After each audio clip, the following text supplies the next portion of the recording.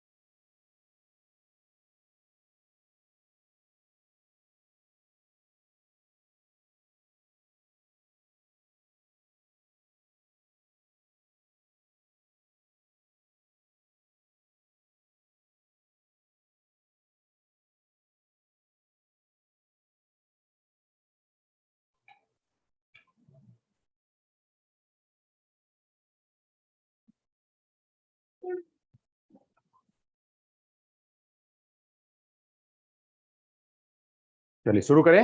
आवाज मेरी पहुंच रही सभी को? आवाज मेरी पहुंच रही सभी को?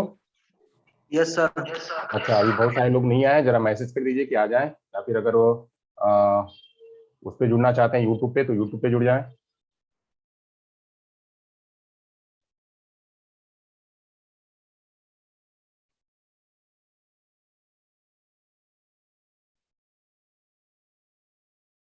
मैंने यूट्यूब पे दे दिया है।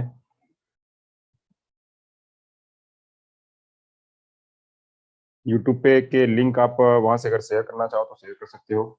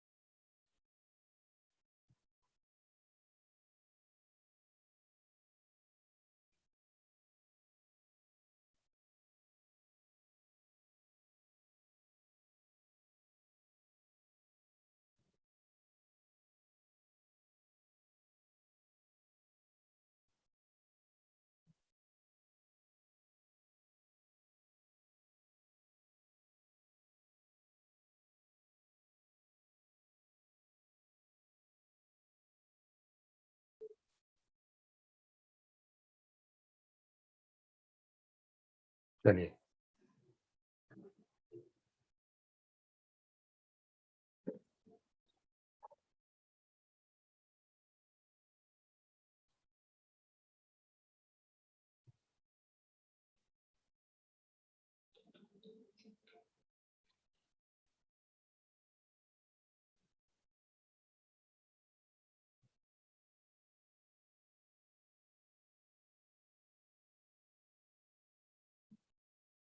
चलिए तो शुरू करते हैं।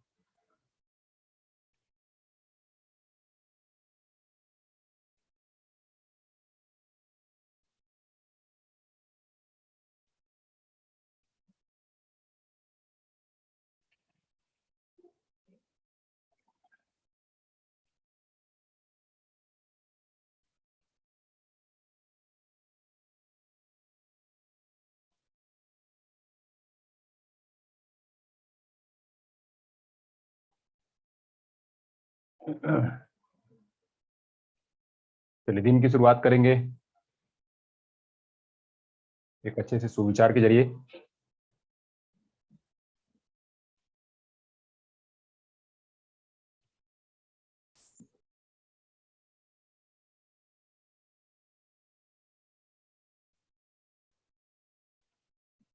चलिए तो सुविचार ले लेते हैं। आज के दिन की शुरुआत सुविचार से करते हैं। उससे पहले सभी को राम राम, नमस्कार, गुड मॉर्निंग।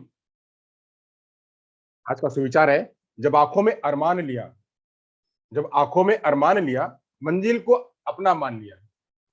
जब आंखों में अरमान लिया, मंजिल को अपना मान लिया। मुश्किल क्या आसान क्या, मुश्किल क्या आसान क्या, जब ठान लिया तो ठान लिया।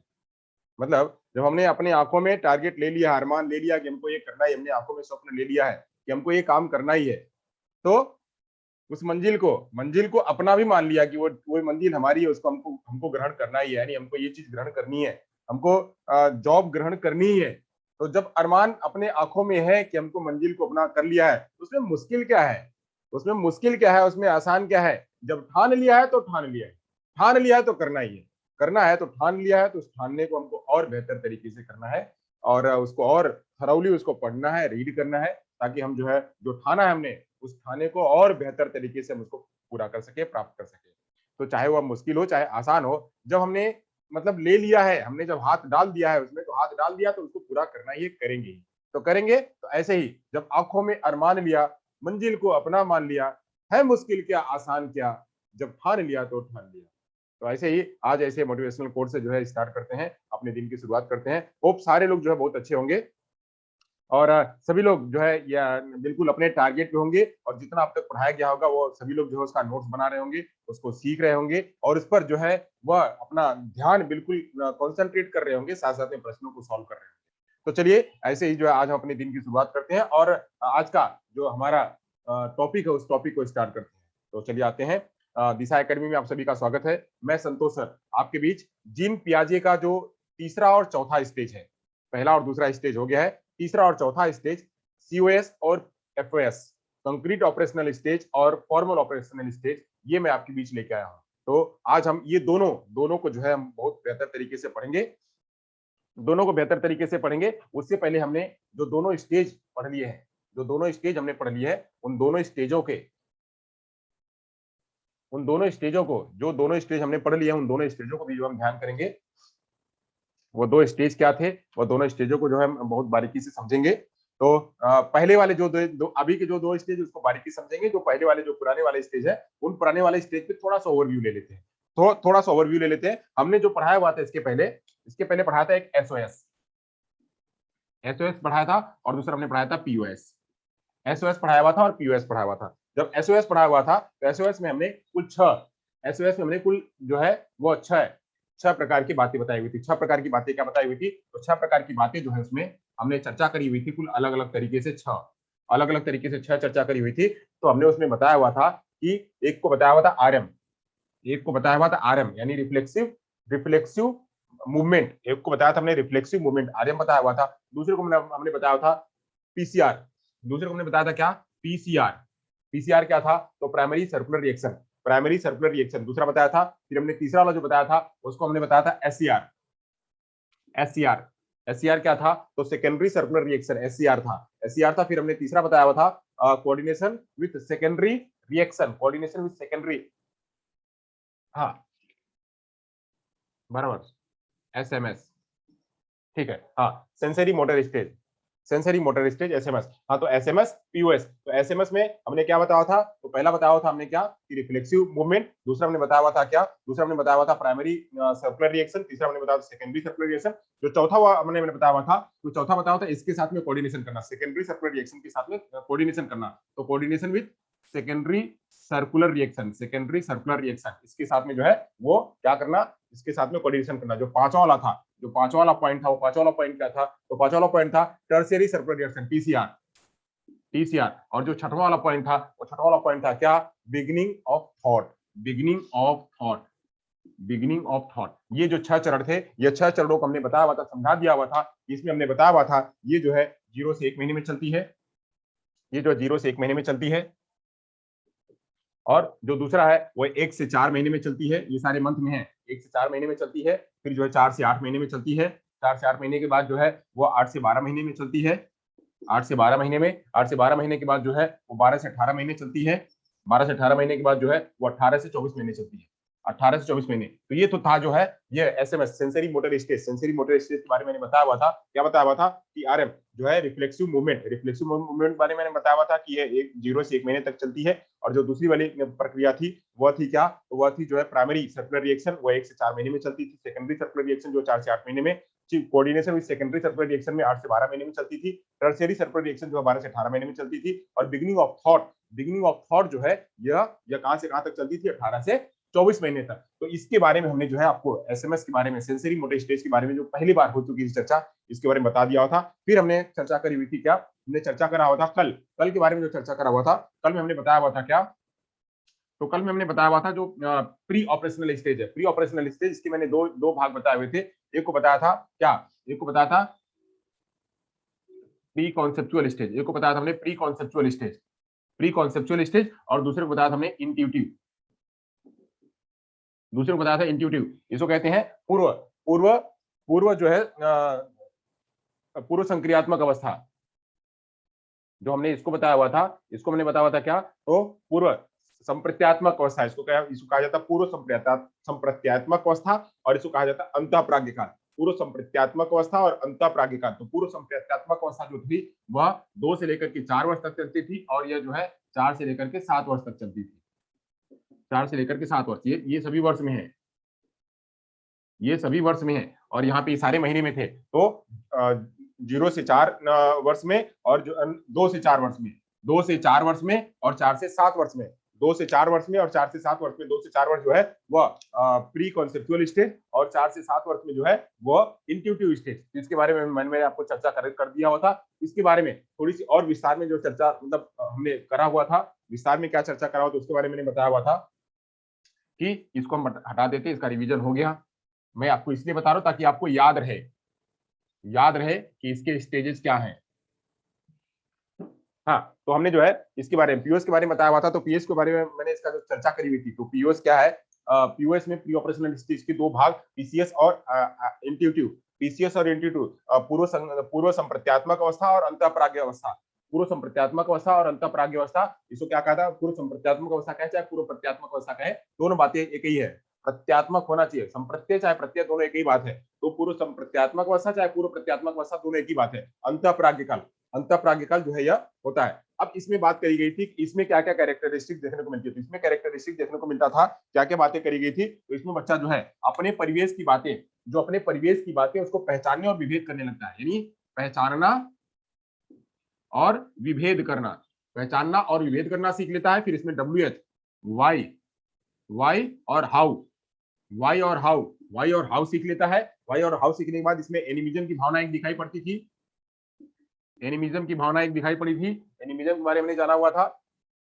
एनिमिज्म के बारे में, एनिमिज्म के बाद जो है हमने ये जाना हुआ था कि ये जो है इस बच्चे में इसमें क्या है, लैंग्वेज डेवलपमेंट स्टार्ट हो जाता है। लैंग्वेज डेवलपमेंट जो है यहाँ से स्टार्ट हो जाता है, ये हमने यहाँ पे जाना हुआ था। तो अब जो WH का होता है, तो WH को इसी को कहा गया था क्या? Transitive reasoning. इसी को कहा गया था ट्रांसडक्टिव रीजनिंग। इसी को कहा गया था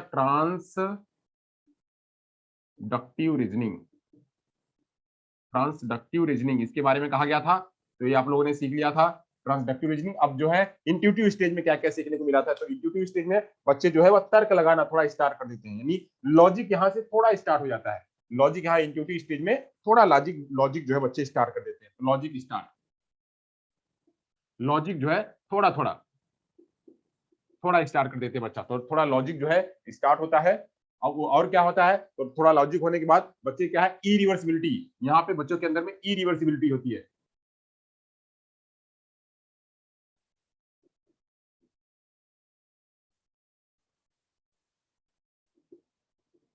इरिवर्सिबिलिटी जो है यहाँ बच्चों के अंदर में दिखाई देती है। इरिवर्सिबिलिटी के बाद जो है बच्चों के अंदर में और क्या दिखाई देता है? ईगोसेंट्रिज्म। यहाँ पे बच्चों के अंदर में ईगोसेंट्रिज्म दिखाई देता है। ईगोसेंट्रिज्म दिखाई देता है। बच्चे यहाँ पे ईगोसेंट्रिक होते हैं। बच्चे जहाँ यहाँ पे ईगोसेंट्रिक होते हैं, साथ साथ में और क्या दिखाई पड़ा था? यहाँ पे लैक ऑफ कंजर्वेशन दिखाई पड़ा था। लैक ऑफ कंजर्वेशन के बारे में हमने पढ़ लिया हुआ था। तो लैक ऑफ कंजर्वेशन के बाद क्या हुआ? सेंट्रेशन और रोल प्लेइंग। बच्चे के अंदर में सेंट्रेशन था, बच्चे के अंदर में केंद्रीकरण था। और क्या? बच्चा रोल प्ले करने लगता था। बच्चा रोल प्ले करने लगता था। तो रोल प्ले के साथ में जो है बच्चा यहाँ पे वह प्री ऑपरेशनल स्टेज से जो है वह आगे बढ़ने लगता था। ये सारी बातें जो है आपको देखने को मिली थी कहाँ पे?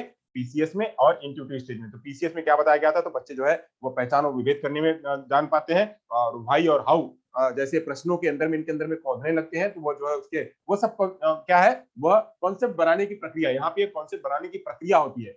यहाँ पे ये प्री ऑपरेशनल स्टेज इसीलिए है कि ऑपरेशन मतलब लॉजिक, ऑपरेशन मतलब क्या? लॉजिक। तो लॉजिक लगाने की पहले की प्रक्रिया यहाँ पे शुरू होती है। तो बच्चा जो है वह एक दूसरे के बीच में जो है उसका स्कीमा जो बना होता है उसको वह बदलना भी वह चाहता। तो ऐसे ही उसके बाद उसके अंदर में ढेर सारी प्रकार की बातें आती हैं।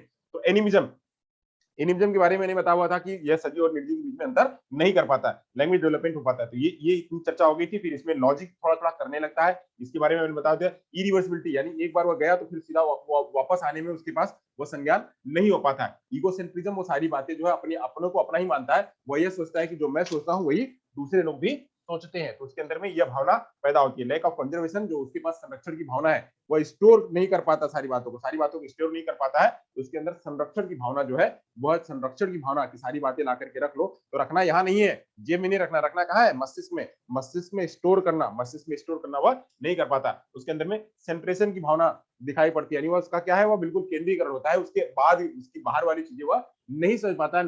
तो सेंट्रेशन की भावना।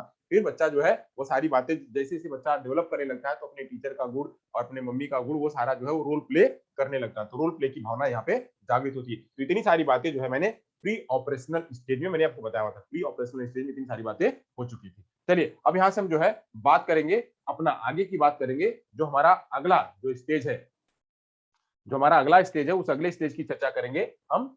अगले स्टेज में चर्चा करेंगे, अगला स्टेज जो है हमारा क्या है, वो सीओएस है।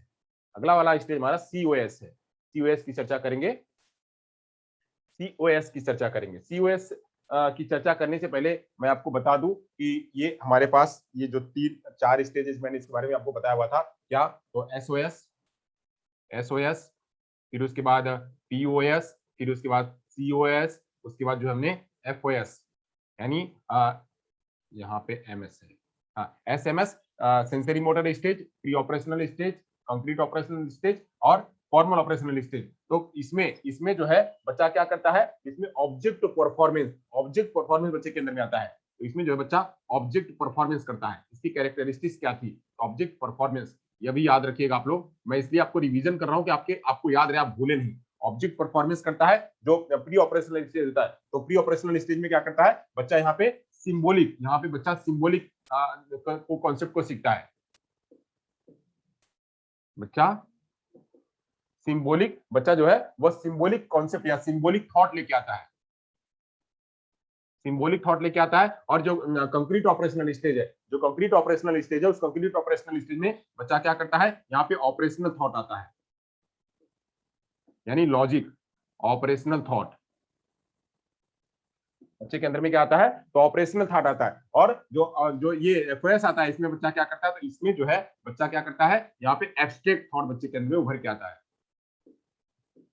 Abstract thought, abstract thought. तो ऐसे जो है ये मैंने इसके बारे में बता दिया हुआ था कि एसएमएस क्या है। तो एसएमएस जो है sensory motor stage, sensory motor stage 0 से 2 साल, तो इसमें बच्चा ऑब्जेक्ट परफॉर्मेंस सीखता है। और जो प्री ऑपरेशनल स्टेज है वह 2 से लेकर के 7 वर्ष तक चलती है। इसमें सिंबॉलिक थॉट बच्चे के अंदर में पैदा होता है। ये सारे ये जो थे सब सिंबॉलिक थॉट के रूप में थे। बच्चा क्या है उसके अंदर में सिंबल क्रिएट करता है। बच्चा यहाँ पे सिंबल क्रिएट करता है। वही जो है फिर उसके बाद सीओएस में क्या होता है, बच्चा जो है वहां पे, क्यों रिकॉर्डिंग पॉज क्यों हो रही है,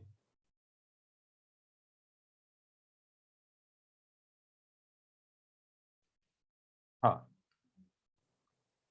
तो यहाँ पे ऑपरेशनल थॉट बच्चे के अंदर में पैदा होता है। फिर वही एब्स्ट्रैक्ट थॉट जो है बच्चे के अंदर में पैदा होता है। तो अब हम जो है यहाँ से जानेंगे सीओएस के बारे में। सीओएस क्या है, चलिए सीओएस के बारे में जानते हैं। तो सीओएस मतलब क्या, कंक्रीट ऑपरेशनल स्टेज। हमारा जो तीसरी वाली अवस्था है उस तीसरी वाली अवस्था के बारे में जानेंगे। कंक्रीट ऑपरेशनल स्टेज है क्या, उसमें क्या क्या कैरेक्टरिस्टिक दिखाई पड़ता है, उसमें कैसे संज्ञानात्मक का विकास होता है, जीन पियाजे जी ने उसमें क्या क्या बातें करी है। कंक्रीट ऑपरेशनल स्टेज में जीन पियाजे जी ने क्या क्या बातें करी है उसके बारे में हम चर्चा करेंगे। चलिए तो बात करते हैं यहाँ पे जो है सीओएस यानी कंक्रीट ऑपरेशनल स्टेज की। कंक्रीट ऑपरेशनल स्टेज की बात करते हैं।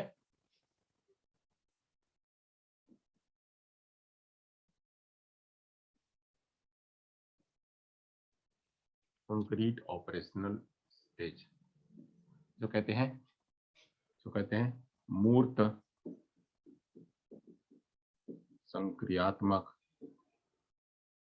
अवस्था, मूर्त संक्रियात्मक अवस्था। अब ये मूर्त संक्रियात्मक अवस्था जो है वह होती है 7 से लेकर के 11 वर्ष तक, 7 से लेके 11 वर्ष तक ये मूर्त संक्रियात्मक अवस्था होती है। अब मूर्त संक्रियात्मक अवस्था होती है। अब इस मूर्त संक्रियात्मक अवस्था में, इस मूर्त संक्रियात्मक अवस्था में हमने इसका जो मेन टारगेट हमने देखा था, तो मेन टारगेट क्या था इसका, मेन टारगेट था ऑपरेशनल थॉट। क्या था, operational thought, operational thought. Operation का मतलब क्या है, ऑपरेशन से यहाँ तात्पर्य क्या है, लॉजिक। तो ऑपरेशन से मतलब क्या है, लॉजिकल थॉट। बच्चे के अंदर में लॉजिकल थॉट यहाँ पे आने लगते हैं, बच्चे के अंदर में लॉजिकल थॉट जो है यहाँ पे आने लगते हैं। तो जो लॉजिकल थॉट आने लगते हैं ये इसका मेन है। अब यहाँ पे लॉजिकल थॉट आएगा कैसे, तो लॉजिकल थॉट आएगा कैसे, और हमको दो बातें और जाननी है। क्या, हमको एक कंक्रीट के बारे में जानना है। कंक्रीट यहाँ पे क्या है, कंक्रीट ऑपरेशनल स्टेज है, तो हमको सबसे पहले कंक्रीट को भी जानना पड़ेगा, कंक्रीट क्या होता है। तो कंक्रीट यहाँ पे कंक्रीट से एब्स्ट्रैक्ट की तरफ बच्चा जाता है, यानी कंक्रीट चीजों से बच्चा एब्स्ट्रैक्ट तरफ की जाता है, वहां उसकी तरफ अग्रसर होता है। तो यहाँ पे सबसे पहले तो हम जानेंगे क्या कंक्रीट क्या होता है, कंक्रीट को समझ लेते हैं। सबसे पहले कंक्रीट क्या है, तो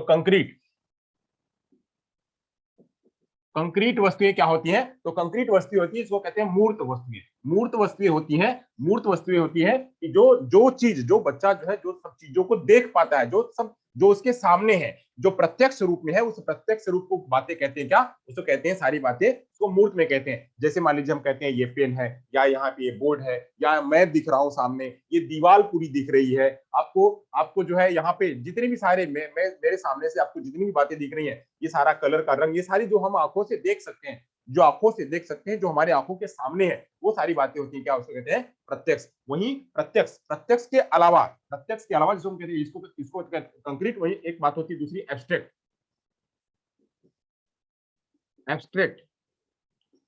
तो एब्स्ट्रैक्ट जो है इसको कहते हैं अमूर्त, इसको कहते हैं क्या, अमूर्त। अमूर्त चीजें जो होती हैं वह कैसी होती हैं, तो अमूर्त चीजें, अब यहाँ दोनों में फर्क हम जब जान लेंगे तो हमारा जो है ये बात बहुत अच्छी तरह से हम क्लियर कर लेंगे। अमूर्त चीजें होती हैं जो कि हम जान नहीं पाते, जो कि हम समझ नहीं पाते, मतलब वो हमारे थॉट से वो परे है, यानी हम उसको हम इसको तो जान पाते हैं कि ये चीजें यहाँ पे हैं। अब ये कैसे बनी है, ये किस रूप में बनी है, ये क्यों होती है, ये जब ये चीजें हैं, ये चीजें हम जो है ये हमारे मन में, मस्तिष्क में बाद में छपती हैं, हम उसकी इमेजिन करते हैं, उसकी कल्पना करते हैं, तो कल्पना करके हम वो चीजों को सोचते हैं, उस चीजों को समझते हैं। तो कल्पना करके हम जब उस चीजों को समझते हैं तो सारा चीजें बातें आती है कहाँ पे, वो आती है अमूर्त चीजों में। तो ऐसे ही ये मूर्त, यहाँ पे ये वाली अवस्था जो है, ये वाली अवस्था मूर्त को ध्यान में रखते हुए, सारी बातें जो बच्चे के सामने सब कुछ प्रत्यक्ष रूप में होता है, और उसी प्रत्यक्ष को ध्यान में रख करके बच्चा अप्रत्यक्ष की बात करता है। अप्रत्यक्ष की बात वैसे ही करता है, जैसे जैसे हमने पीछे वाले में हमने पढ़ा हुआ था कि कई सारे एग्जाम्पल हमने पढ़े हुए थे कि जैसे बच्चा जो है ये सामने आपने कह दिया कि बच्चा को जो है बच्चे को मारा, हमने एनिमिज्म में पढ़ा हुआ था, कि बच्चा केवल सजीव और निर्जीव दोनों में भेद नहीं कर पाता, सजीव को जानता है, तो उसके मन में ये है कि ये प्रत्यक्ष वस्तु है, इसको मारेंगे तो चोट लगेगी, जैसे मैं आपको कह रहा हूँ ये चीज है, आपको ये चीज दिख रही है, आप इतने ही चीजों से आप क्या कर रहे हो, कल्पना कर पा रहे हो कि ये चीज क्या है, यह है क्या, ये है, इसको कहते हैं टेबल। अब साइन जो है, साइन कैसी होती है, जितनी भी साइन है, चाहे मैं ये करूं, चाहे मैं ये करूं, चाहे मैं ये करूं, चाहे मैं जो है ये करूं, चाहे मैं ये करूं, चाहे मैं जो है ये करूं, ये सारा क्या है, इन सारा का ये अप्रत्यक्ष है। ये सारी बातें, जितनी भी सारी बातें, ये सारी बातें क्या है, ये अप्रत्यक्ष है, आप यहाँ देख नहीं पा रहे हो, अब देख तो रहे हो, ऐसे कर रहे हैं, बट ऐसे कर रहे हैं, इसका मतलब क्या होता है, इसके पीछे है क्या, इसके पीछे का रीजन आप नहीं समझ पा रहे हो, इसके पीछे ये क्या है, ये तो आपने देख लिया कि ऐसे कुछ कर रहे हैं, इसके पीछे है क्या, इसके पीछे जो है वो आप उसका लॉजिक लगाओगे, जब लॉजिक के साथ में जब अपना एब्स्ट्रैक्ट लगाओगे, तब आपको समझ में आएगा कि ये जो है ये करना कंफ्यूजन है, या ये करना जो है पापा है, ये करना ये मम्मी है, ये ऐसे जो है ये करना पुस्तक है, ये करना स्कूल है, ये करना विद्या, ये बच्चे हैं। तो ऐसे जो है ये सब बातें आती कैसे, मैंने कहा कि ये आपको ये ऐसी दिख रही है, ऐसा दिख रहा है, तो ये मैंने कहा टेबल। अब ये टेबल है, आप इतने से अगर आपको पता नहीं, अगर आपको इसके साथ में जोड़ा नहीं गया, तो आप ये समझ ही नहीं पाओगे ये क्या है भाई, ये क्या है, क्योंकि आपके अंदर में वो कल्पना नहीं है। मैं कह रहा हूँ गुड आफ्टरनून, अब मैं ऐसे कर रहा हूँ, ऐसा क्या है, ये क्या है, तो ये जो है ये क्या है, ये सूर्य है, तो ये सूर्य ऐसे दिख रहा है। अब कह रहे हैं कि सूर्य कैसे चमकता है, सूर्य किस प्रकार से आता है, वो सूर्य कैसे परिक्रमा करता है, सूर्य और चंद्रमा कैसे जो है वो एक दूसरे के साथ में कैसे लगे रहते हैं, ये सारी बातें क्या है, ये एब्स्ट्रैक्ट बातें। हम कहते हैं कि दिन क्यों होता है, रात क्यों होती है, दिन कैसा होता है, रात कैसी होती है, हवा कैसी, हवा को देखा है क्या, तो ये सारी बातें क्या है, ये एब्स्ट्रैक्ट है, जन्म लेना, जन्म मृत्यु, ये सारे क्या है, जन्म मृत्यु सब एब्स्ट्रैक्ट है, ये दिखता नहीं है। मतलब आप कहो कि कोई मर गया व्यक्ति तो हो गया, अब आपने कर दिया, बट अब मृत्यु जब जन्म होगा तब आप दिखाओगे, तब बच्चे को जन्म समझ में आएगा, जब मृत्यु होगी तब आप दिखाओगे, तब बच्चे को समझ में आएगा।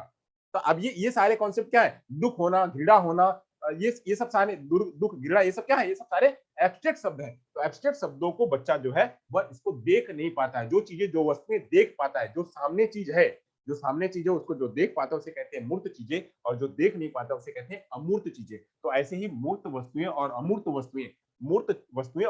वस्तुओं के बीच में, यानी सबसे पहले इस अवस्था में बच्चा मूर्त चीजों को जानता है, फिर लास्ट में जाते जाते, इस अवस्था के लास्ट में जाते जाते 11 वर्ष तक होते होते वह अमूर्त चीजों के प्रति भी अग्रसर होने लगता है, उसमें भी वो जुड़ने लगता है। तो ऐसे ही यहाँ मूर्त और वर्सेस अमूर्त के बारे में मैंने चर्चा करी कि मूर्त से वह अमूर्त की तरफ जाता है, मूर्त से वह अमूर्त की तरफ जाता है, सारी बातें कैसे देखता है, वह मूर्त के रूप में देखता है।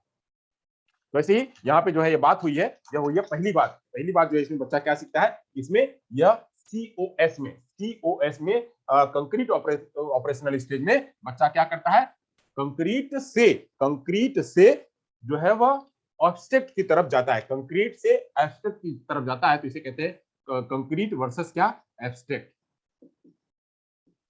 आप लोग इतना समझ में आया होगा। आगे चलते हैं यहाँ पे जो बच्चा, यहाँ पे जैसे मैंने कहा कि ये क्या है, ऑपरेशनल स्टेज है। ऑपरेशन का मतलब होता है क्या, लॉजिक। ऑपरेशन का मतलब होता है लॉजिक। तो बच्चा यहाँ पे लॉजिक करना स्टार्ट कर देता है। यहाँ से बच्चा लॉजिक, वहां पिछले वाले में भी कर रहा था, बट वहां पे खाली उसकी शुरुआत थोड़ी सी हुई थी, उतना उसका बिल्ड नहीं हुआ था, बट यहाँ से लॉजिक करना वो बिल्कुल स्टार्ट कर देता है, लॉजिक लगाना यहाँ से स्टार्ट कर देता है। तो इसलिए कहते हैं क्या, यहाँ पे इसको कहते हैं क्या, लॉजिकल थिंकिंग इसकी प्रारंभ हो जाती है।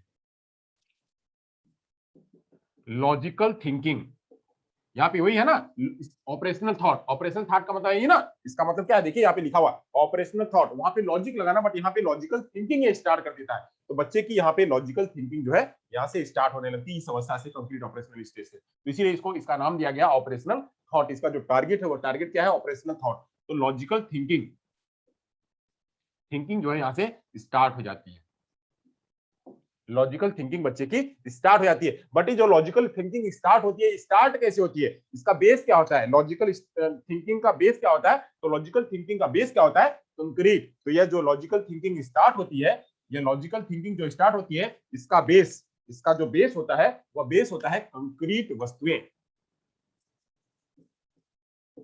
कंक्रीट वस्तुओं के आधार पर, कंक्रीट वस्तुओं के आधार पे, कंक्रीट ऑब्जेक्ट के आधार पे यह लॉजिकल थिंकिंग जो है स्टार्ट करता है। लॉजिकल थिंकिंग यह स्टार्ट करता है किसके आधार पे, कंक्रीट वस्तुओं के आधार पे, जो कुछ दिख रही है, जो कुछ प्रत्यक्ष में है, उसी पर यह लॉजिक लगाना स्टार्ट करेगा। तो लॉजिक लगाएगा, जैसे ये पेन है, मान लीजिए हम बात करते हैं ये पेन है, तो पेन को कैसे खोलेंगे, पेन को ऐसे कैसे खोलेंगे, इसको खोलेंगे तो इसमें कैसे कैसे जो इसको लिखेंगे, क्या ये भी खुलेगा, ये ऐसे खुलेगा, अगर हम इसको ऐसे लगा दे तो क्या होगा, अगर जो है हम ये सारा खोल दे तो क्या होगा। ये सारी चीजें क्या है, इसके सामने दिख रही है, जो कुछ व्यक्ति के पास जो है, सामने जो है, उसी पर वह लॉजिक लगाना स्टार्ट करता है, उसी पर वह तर्क लगाना स्टार्ट करता है। तो ये वाली अवस्था में ये लॉजिकल थिंकिंग बच्चे की प्रारंभ होती है। तो इसलिए कहते हैं क्या, यहाँ से लॉजिकल थिंकिंग इसकी स्टार्ट होती है। वही आगे चलते हैं, यह कॉन्सेप्ट को धारण करने लगता है। यहाँ पे कॉन्सेप्ट धारण करने की प्रक्रिया स्टार्ट हो जाती है। कॉन्सेप्ट धारण, कॉन्सेप्ट एक्वायर या धारण, कॉन्सेप्ट धारण की प्रक्रिया, जितनी भी बातें हैं उसको वह अपने कॉन्सेप्ट के रूप में ले लेता है। कॉन्सेप्ट धारण की प्रक्रिया प्रारंभ होती है।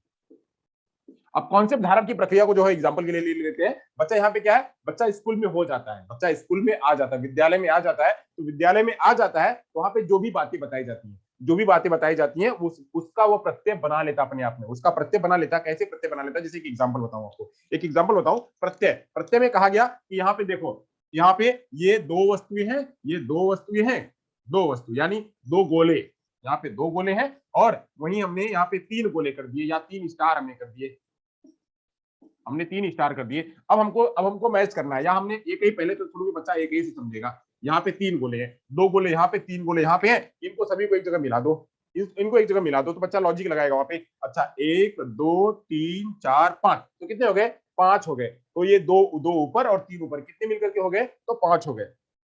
तो बच्चे को जो है ये 5, तो 5 पता चल जाएगा, 5। अब इसको कहते क्या, मिलाना। इसको बच्चे को अपने पता कहा कि मिलाना। तो मिलाने का चिन्ह जो है ये होता है, सिंबल ये होता है, मिलाने का सिंबल ये होता है। आपने एक बार बता दिया, आपने एक बार समझा दिया, उसके अंदर में ये क्या आ गया, 1 2 3 4 5, ये जो है एक साथ में ज्यादा हो गई, ये ज्यादा हो गई, इसको कहते हैं बढ़ना, ये बढ़ गया। यानी वस्तु हमने मिला दिया तो बढ़ने लगा, वस्तु हमने मिला दिया तो बढ़ने लगा। बढ़ने वाली प्रक्रिया जहां पे होने लगती है, जहां पे बढ़ने वाली प्रक्रिया होती है, उसे कहते हैं प्लस, उसे कहते हैं धन, उसे कहते हैं मिलाना। तो जब मिला देते हैं तो वस्तु बढ़ जाती है। ये वाला कॉन्सेप्ट इसके अंदर में एक कॉन्सेप्ट जो इसके अंदर में पैदा हो गया, एक कॉन्सेप्ट इसके अंदर में ये पैदा हो गया। वही हम बात करते हैं कि जैसे हमने कहा कि कोई 5 वस्तु है, यहाँ पे 5 वस्तु है, 5 खिलौने या 5 स्टार है, 5 स्टार है। इसमें से जो है वो 2 स्टार भैया ने ले लिया, 2 स्टार भैया ने ले लिया, यानी 2 स्टार यहाँ से 2 स्टार भैया को दे दिया आपने, यानी दो इसमें से निकाल करके, ये वाला निकाल करके भैया को दे दिया, दो निकाल के दे दिया। तो अब कितना बचा आपके पास, 2 भैया को दे दे तो कितना बचा, तो अब कहेगा कि 1 2 3 3 बचे। अब इसको क्या कहेंगे, ये बढ़ गया या घट गया, बढ़ गया या घट गया, तो ये बच्चा कहेगा कि क्या ये तो घट गया। तो घटने की प्रक्रिया क्या कहलाती है, जब घट जाता है तो घटने की प्रक्रिया कहलाती है माइनस। तो ये वाली प्रक्रिया, ये वाला कॉन्सेप्ट भी बच्चे के अंदर पैदा हो जाता है कि जब घटने वाली प्रक्रिया होती है, उसमें से कुछ निकाल देते, घटा देते, हटा देते, उसमें से कम कर देते हैं, तो कम करने की प्रक्रिया जो है वह घटाना कहलाती है, उसको कहते हैं घटाना। तो ये ऐसे ऐसे ढेर सारे कॉन्सेप्ट, ऐसे ढेर सारे कॉन्सेप्ट जो है बच्चा सीख लेता है। कलर, जैसे रंग है, रंगों के बारे में, रंग जो है वो अलग अलग प्रकार के रंग, तो जैसे ये है, ये लाल रंग है, ये लाल रंग है, ये काला रंग है, ये नीला रंग है, ये हरा रंग है। तो ऐसे ही ये क्या हो गए, इनको इनको इनको ये सारे मिल गए, तो ये सारे जो है इसको कहते हैं क्या, इसको कहते हैं रंग, इसको कहते हैं रंग, रंग या कलर, कलर।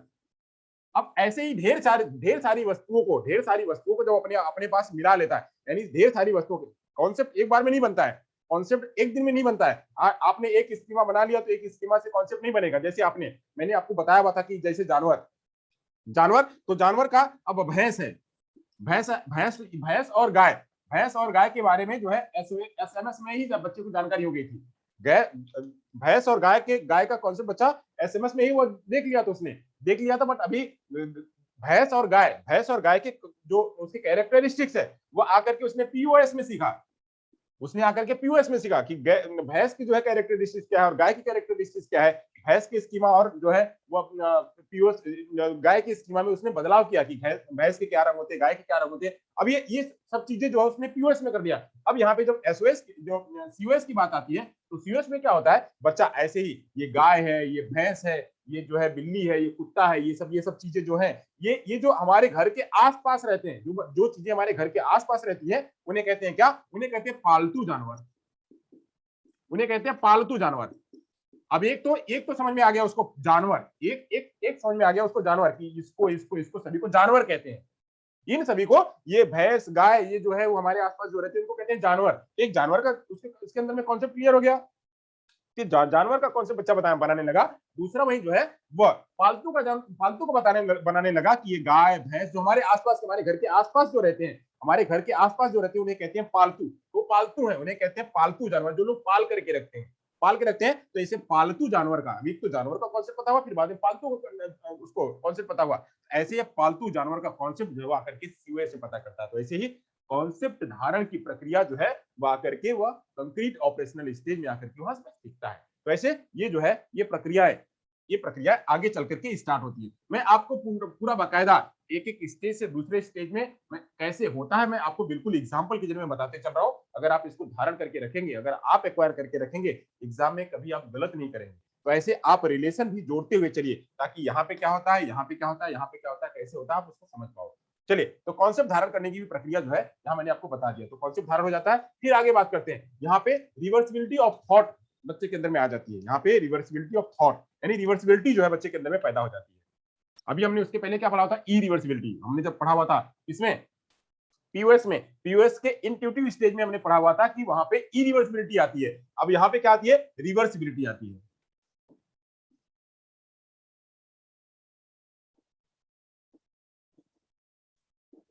यहाँ पे रिवर्सिबिलिटी आती है। क्या आती है, reversibility of thought, reversibility of thought की भावना यहाँ पे आने लगती है। अभी रिवर्सिबिलिटी ऑफ थॉट की भावना क्या है, मतलब यहाँ क्या, यह अक्सर प्रश्न पूछा जाता है, यह अक्सर प्रश्न पूछा जाता है कि रिवर्सिबिलिटी ऑफ थॉट की भावना कहाँ आती है। रिवर्सिबिलिटी ऑफ थॉट की भावना जो है कहाँ आती है, अक्सर यह प्रश्न इसके बारे में पूछा जाता है। अक्सर एग्जाम में यही आता है, इरिवर्सिबिलिटी कम आता है बट रिवर्सिबिलिटी बहुत आता है।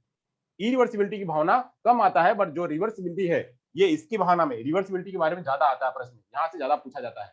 अब पूछा जाता है, यह कहता है, इसको कहते हैं पलटावी भावना, इसको कहते हैं पलटावी भावना। क्या कहते हैं, इसको कहते हैं पलटावी भावना, पलटावी सोच बच्चे के अंदर में कहाँ जागृत होती है, कौन सी अवस्था में जागृत होती है, तो पलटावी या अपलटावी को बात कहेंगे तो कहाँ पे आएगा, तो आएगा वो उसमें, इसमें वह पीओएस में आएगा, जो इंट्यूटिव स्टेज में। अब यहाँ पे पलटावी स्टेज जो है वह किसमें आती है, तो ये कंप्लीट ऑपरेशनल स्टेज में आती है। हमने बताया हुआ था वहां पे, आपको एक एग्जांपल मैंने बताया हुआ था कि कोई बच्चा है, वो बच्चा एक जगह से दूसरी जगह पर गया, एक जगह से दूसरे जगह पर गया। मम्मी जो है माँ उसकी बच्चे को अपने साथ में, माँ बच्चे को अपने साथ में कहाँ लेके जाती है? मार्केट लेके जाती है, अपने बच्चे, माँ जो है बच्चे को अपने साथ में मार्केट लेके जाती है, ऐसे रास्ते से होती हुई मार्केट पहुंच जाती है। अब मार्केट थोड़ी दूर पे है, कितनी भी दूर पे है। अब यहाँ पे बच्चा 7 साल का है, तो 7 साल का बच्चा तो जो है, अब यहाँ 6 साल का बच्चा है तो काफी तब तक हो जाता है मैच्योर। तो माँ जो है बच्चे को यहाँ तक लेके आती है। अब कहती माँ को यहाँ थोड़ा सा काम है, कहती है कि बेटा पैसे कम हो गए, जा जरा तू घर से पैसे लेके आ। बच्चे को कहती है कि बच्चा जा, तू जा घर से पापा है, दादी है, उनसे पैसे मांगना, तो हम ये सामान ले लेते, तेरे लिए जो सामान लेना है हम ले लेते, पैसे कम हो गया, जा लेके आ, थोड़ी दूर पे तो है, जा लेके आ जा। तो बच्चा, वो साइकिल हो चाहे जैसे भी गया हो या पैदल ही गया हो, तो बच्चा यहाँ से कहता कि मम्मी मैं तो नहीं जा पाऊंगा, मैं तो नहीं जा पाऊंगी। क्यों नहीं जा पाओगे? बोले कि हमको आने का रास्ता पता, हमको जाने का रास्ता पता नहीं। तो यानी यहाँ से यहाँ तक गया, यहाँ से वो वापस नहीं आया, तो उसे कहते हैं इरिवर्सिबिलिटी। इरिवर्सिबिलिटी की भावना जो हमने कहाँ पढ़ा हुआ था? हमने पढ़ा हुआ था जो पीओएस के इंट्यूटिव स्टेज में बच्चे को वो रिवर्स होना नहीं आता था। रिवर्स होना यानी यहाँ से ये यहाँ तक तो गया, ये सारी बातें जा रहा है, जाने की प्रक्रिया तो इसको पता हो गई। अब जब इसको अब यहाँ पे आने की प्रक्रिया नहीं पता होती है, तो इंट्यूटिव स्टेज में था, जिसको कहते हैं कि इरिवर्सिबिलिटी। अब यहाँ पे जब इस अवस्था में आता है, तो इस अवस्था में बच्चा क्या, यहाँ पे रिटर्न होना भी बच्चे को, उसी रास्ते से रिटर्न होना भी बच्चे को पता हो जाता है। कैसे रिटर्न होना है बच्चे को यहाँ करके पता हो जाता है। यानी वह जाना भी सीख लेता है और वह आना भी सीख लेता है। उसी वस्तु के जाने की भी प्रक्रिया बच्चे को पता होती है, उसी बच्चे को आने की प्रक्रिया बच्चे को पता होती है। तो यह ऐसे थॉट जो है बच्चे के अंदर में कहाँ आते हैं? बच्चे को जो है ये आते हैं किसमें? यह पलटावी वाली अवस्था जो है वो आती है इसमें, कंक्रीट ऑपरेशनल स्टेज में। कोई भी भावना है, कोई भी चीज है, ये तो मैंने आपको एक एग्जांपल बताया, ऐसे बहुत सारी बातें हो सकती हैं कि बच्चा जो है कोई सोचते कहाँ चला गया, वो वापस आ रहा है क्या वहीं पे? जैसे हम बताते बहुत दूर चले जाते हैं, फिर क्या हम वही उसी जगह पे आ रहे हैं क्या? ये उसी पर हम कनेक्ट कर पा रहे हैं। तो ये कनेक्ट करने की भावना हमारे अंदर आती है, रिवर्सिबिलिटी की भावना हमारे अंदर आती है कि हम बोलते अगर हम ट्रैक से हट गए हैं तो हम फिर उसी ट्रैक पर आएंगे, ट्रैक पर आ जाएंगे, हमारा दिमाग चल रहा है उस जगह पे कि वहीं आना है। तो ये भावना जो है रिवर्सिबिलिटी की भावना आती है हमारे अंदर में, जागृत रहती है। जागृत होने की भावना कहाँ से स्टार्ट होने लगती है? कंक्रीट ऑपरेशनल स्टेज से, जबकि उससे पहले बच्चा वो वहां पे नहीं आ पाता है। तो ऐसे ही रिवर्सिबिलिटी की भावना जो है वो पलटावी अवस्था या पलटावी सोच जो है वह बच्चे के अंदर में कंक्रीट ऑपरेशनल स्टेज में आकर के जागृत होती है। तो ये आप जो है इसको याद रखे रहेगा। ये मैंने एक एग्जांपल ये बताया है, ऐसे बहुत सारे एग्जांपल जो है वह आप ले सकते हैं, कर सकते हैं, ढेरों सारे एग्जांपल हैं। वो मैंने आपको पियाजे के बच्चे का भी मैंने बताया था कि पियाजे जो है अपने बच्चे को लेके जाते हैं, स्कूल छोड़ते हैं, स्कूल से वह बच्चा वापस नहीं आ पाता है, तो वो इरिवर्सिबिलिटी की भावना है। अब जब बच्चा थोड़ा और बड़ा हो जाता है, वो छोड़ देते हैं, वो वापस आ जाता है, इसका मतलब क्या? इसके अंदर में रिवर्सिबिलिटी की भावना है। अब वो जो है, अब जैसे हम ले लेते हैं कि बच्चों सिक्के, बहुत सारे सिक्के हैं, तो सिक्के में अब वो जो है पैसे दिया तो पैसे दे दिया, तो पैसे लेना कितना है वापस, पैसे वापस कितना लेना है, ये भी बच्चे के अंदर में भावना आ जाती है। यानी पैसे का लेन देन, दिया और लिया कितना, ये दोनों चीजें जो है बच्चे को पता हो जाती है। ये पता होने का काम जो है, रिवर्सिबिलिटी की भावना जो है कहाँ आती है? ये आती है कंक्रीट ऑपरेशनल स्टेज में। रिवर्स काउंटिंग इसका एग्जाम्पल है क्या? रिवर्स काउंटिंग भी कर सकते हैं। मतलब आप अगर कहें हाँ कि ऐसे 1 2 3 4 5 6 7 8 9 10। अब आप इसको कहें कि क्या कि 10 9 8 7 6 5 4 3 2 1, इसका भी एग्जांपल है। बच्चा ऐसे भी कर सकता है, इसको सीधा और उल्टा दोनों कर सकता है, ये वाली भावना, क्योंकि यहाँ पे बच्चा लॉजिक लगा रहा है, तो ये भी इसका हो सकता है एग्जांपल कि 1 2 3 4 5 6 7 8, यहाँ तक तो बच्चा पता कर लिया। अब जो है वहां से आएगा, हाँ बट एक चीज यहाँ पे ध्यान करनी है, यहाँ पे लंबा डिजिट जब होगा, बच्चे के पास जब लंबा डिजिट होगा तो वहां पे वो कंफ्यूज होगा, वह नहीं कर पाएगा, उसकी भावना यहाँ पे नहीं होगी। वो क्यों नहीं होगी? क्योंकि यहाँ पे एक चीज आपको बतानी है, यहाँ पे बच्चा क्या करता है, यहाँ पे खाली, और टीचर को भी चाहिए, इसके पीछे रीजन क्या है, इसके पीछे जब लंबा नहीं कर पाता, इसके पीछे रीजन क्या है, वो मैं आपको रीजन बताता हूँ। आप लोगों ने इंडक्टिव और डिडक्टिव पढ़ा होगा, अभी मैं आगे पढ़ाऊंगा, अभी मैं आपको बताऊंगा इंडक्टिव रीजनिंग या इंडक्टिव थिंकिंग और डिडक्टिव थिंकिंग मैंने पढ़ा दिया है। इंडक्टिव में क्या होता है, बच्चा स्पेसिफिक से जनरल की तरफ जाता है, अब ये स्पेसिफिक से जनरल की तरफ जाएगा। अब जनरल की तरफ जाएगा तो यहाँ पे स्पेसिफिक ही ध्यान करेगा, यहाँ शुरू किससे हुआ है, 1 2 3 4 तो ऐसे बच्चा 10 से लेकर के नीचे तक आ सकता है। आप उसको कहो कि 100 से लेकर के नीचे आओ, 100 से लेकर के 100, 99, 98, 96, 97, 95, 96, ऐसे 96, 95, 94, 93, 92, 94 करो तो वह नहीं पढ़ पाएगा, वो रिवर्स नहीं हो पाएगा। क्यों? क्योंकि उसको और थोड़ा भी मेच्योर होना पड़ेगा। जब वो और जाने लगेगा, जब अगली वाली अवस्था में आएगा, तो वो डिडक्टिव थिंकिंग करने लगेगा, तब वो वापस से भी आ सकेगा। तो ऐसे पलटावे की परिस्थिति शुरू हो जाती है। यहाँ पे पलटावी भावना शुरू हो जाती है, तो छोटी छोटी चीजों को जो है पलटावी के रूप में वो ले सकता है। छोटा बच्चा बिल्कुल नहीं कर पाएगा कि 5 की बात नीचे आ जाओ तो करेगा, नहीं, ऐसा नहीं। ये छोटी चीजें अगर इतना तक की बात है तो पलटावी अवस्था में यह कर सकेगा। चलिए, तो यहाँ तक चलते हैं, आगे चलते हैं। ये समझ में आ गया होगा। तो ऐसे गिनती मैंने आपको बताया था कि गिनती के रूप में भी हो सकता है। कोई भी वस्तु जो है बच्चा यहाँ पे पलटावे की भावना बच्चे के अंदर में विकसित होने लगती है, वह थिंकिंग बच्चे के अंदर में विकसित होने लगती है। तो ऐसे पलटावे की भावना का अगर कोई बात आती है तो आप ये कहेंगे किससे संबंधित है, तो कंक्रीट ऑपरेशनल स्टेज से संबंधित है। अब आगे बच्चा यहाँ पे जो अगर कोई वास्तविकता है तो वास्तविकता पर बच्चा प्रत्युत्तर देने लगता है। यहाँ पे एक बात और आती है कि बच्चा कोई करंट सिचुएशन है तो उसमें बच्चा जो है वह जवाब देने लगेगा। यहाँ बच्चा जब 7 से 11 वर्ष की अवस्था में होता है, जैसे जो है टीचर है, टीचर पढ़ा रहे, टीचर क्या है, वो टीचर बच्चे को पढ़ा रहे, पढ़ाते समय एक बच्चे ने क्या है उसको मार दिया, टीचर ने मार दिया। जब टीचर ने मारा मतलब बच्चे ने जब दूसरे बच्चे को मारा, ऐसे मारा, तो टीचर ने नहीं देखा। अब जब टीचर ने तब देखा कि जब जो दूसरा बच्चा है वो उसको मार रहा है। ध्यान करिएगा मैं क्या कह रहा हूँ कि एक बच्चा है, एक बच्चे ने दो बच्चे बैठे हैं, एक बच्चा है, इसने जो है इसको मारा, तब तक तो टीचर वहां देख नहीं रहा था। जैसे ही जो दूसरा वाला बच्चा है इसने इसको मारा, अब वो ये वाला बच्चा जो है इसको मार रहा है, तो टीचर ने इसको देख लिया कि ये तो मार रहा है, ये मार रहा है। अब यहाँ पे टीचर क्या करता है, इसको तो नहीं मारता है, इसके बारे में नहीं बात करता है, इसके बारे में बात करता है कि इसने मारा क्यों भाई, क्या बात है, क्या समस्या है, क्यों मार रहे हो। तो ऐसी बातों पे जो दूसरा व्यक्ति होता है, वहां पे कोई एक दूसरा व्यक्ति है, तो रियलिटी सिचुएशन पे डांटा जा रहा है इसको, यानी जिसने मारा ये तो क्या कर रहा है, खाली प्रत्युत्तर दे रहा है, उसको मार रहा है। गलती किसने की है, शुरू किसने किया है, शुरू इसने किया हुआ है। तो वहां पे जो है जो दूसरा बच्चा होता है या वो खुद बच्चा होता है, वो टीचर को कहता है, सर मैडम मैंने कुछ नहीं किया, मैंने पहले शुरुआत नहीं की, शुरुआत इसने करी हुई थी, ये इसने मेरे को मारा, तब मैं इसको मार रहा था, मार भी नहीं तो मैं इसको समझा रहा, भाई मार क्यों रहे हो मेरे को। तो मैं ये कह रहा हूं, अब मैं सर कंसंट्रेशन में नहीं बिगाड़ रहा। तो ऐसे पे वह जो है रियलिटी की सिचुएशन पे, चाहे वो स्कूल की बात हो, चाहे घर की बात हो, चाहे बाहर की बात हो, हर जगह पे जो है बच्चा वह अगर कोई रियलिटी होती है, उस रियलिटी में उसका अगर जवाब देना है तो बच्चा वहां पे जवाब दे सकता है। वैसे वास्तविकता पर प्रत्युत्तर देने लगता है। यहाँ पे जो है अगला वाला जो बात आती है, वास्तविकता पर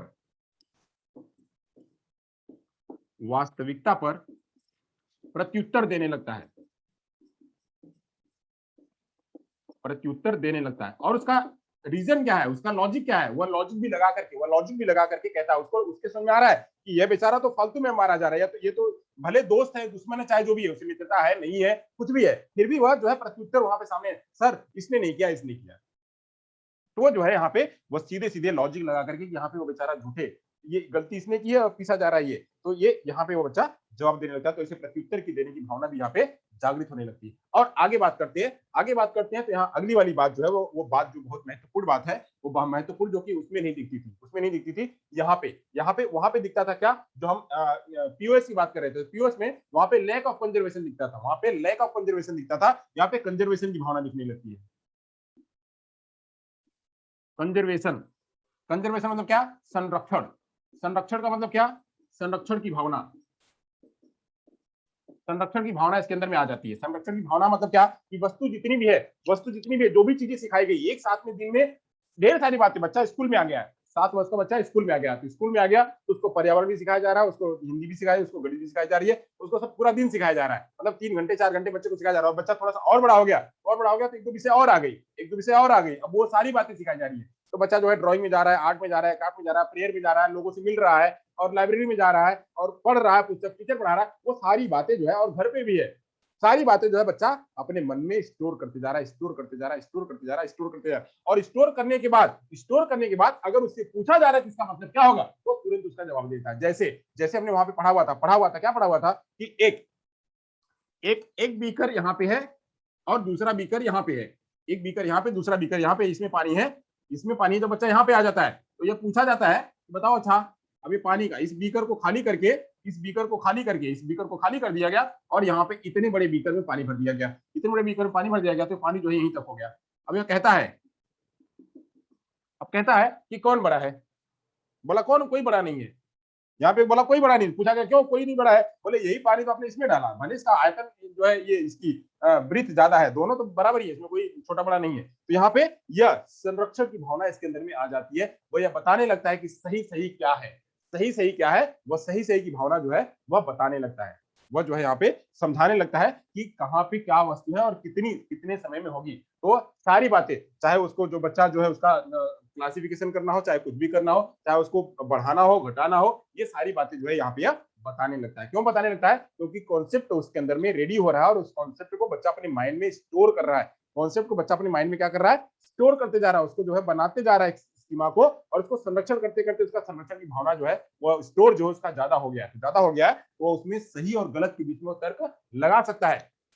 छोटा क्या है बड़ा क्या है वो उसके बारे में कर सकता है, जो कि इसी लैक ऑफ कंजर्वेशन की वजह से बच्चा छोटा बड़ा में अंतर नहीं कर पा रहा था, उसके जो ये हाइट है ब्रीथ है इसमें वो अंतर नहीं कर पा रहा था। तो छोटे बड़े में जब अंतर नहीं कर पा रहा था तो इस वजह से क्या है, इस वजह से जो है यहाँ पे बच्चा वो उसका गलत जवाब दे पाता था। अब यहाँ पे कंजर्वेशन होने की वजह से, यहाँ पे क्या है, कंजर्वेशन होने की वजह से बच्चा जो है कम व ज्यादा में अंतर कर पाता है। क्या कर पाता है, कम व ज्यादा में अंतर कर पाता है।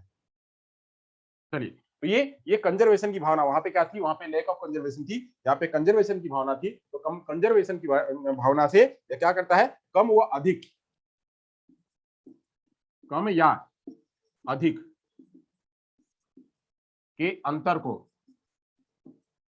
समझने लगता है, कि अंतर को क्या है वो समझने लगता है। तो ये भावना जो है इसके अंदर में आती है। वैसे एक कंजर्वेशन हो गया, कंजर्वेशन, जबकि उसमें क्या था, वो लैक ऑफ कंजर्वेशन था, यहाँ पे कंजर्वेशन। चलिए अब आगे चलते हैं, आगे को समझते हैं। आगे जो हमने पढ़ा हुआ था वहां पे क्या था, वहां पे था जब हम पढ़ रहे थे तो उसमें क्या था, उसमें हम पढ़ रहे थे तो वहां पे क्या था, वहां पे सेंट्रेशन था। बच्चा क्या कर रहा था, सेंट्रेशन था उसका, हमेशा उसका ध्यान बिल्कुल सेंटर पे था। तो सेंटर पे था, इस वजह से क्या है वो गलती कर बैठता था, इस वजह से वह गलती कर बैठता था। चलिए, तो सेंट्रेशन यहाँ पे क्या है, यहाँ पे डिसेंट्रेशन है।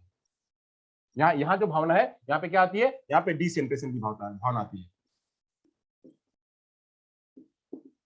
डिसेंट्रेशन की भावना जो है यहाँ पे जागृत होती है, यहाँ पे डिसेंट्रेशन की भावना जागृत होती है। डिसेंट्रेशन मतलब क्या, इसको कहते हैं, इसको अगर बात करेंगे इसे कहेंगे विकेंद्रीकरण, इसे कहेंगे विकेंद्रीकरण,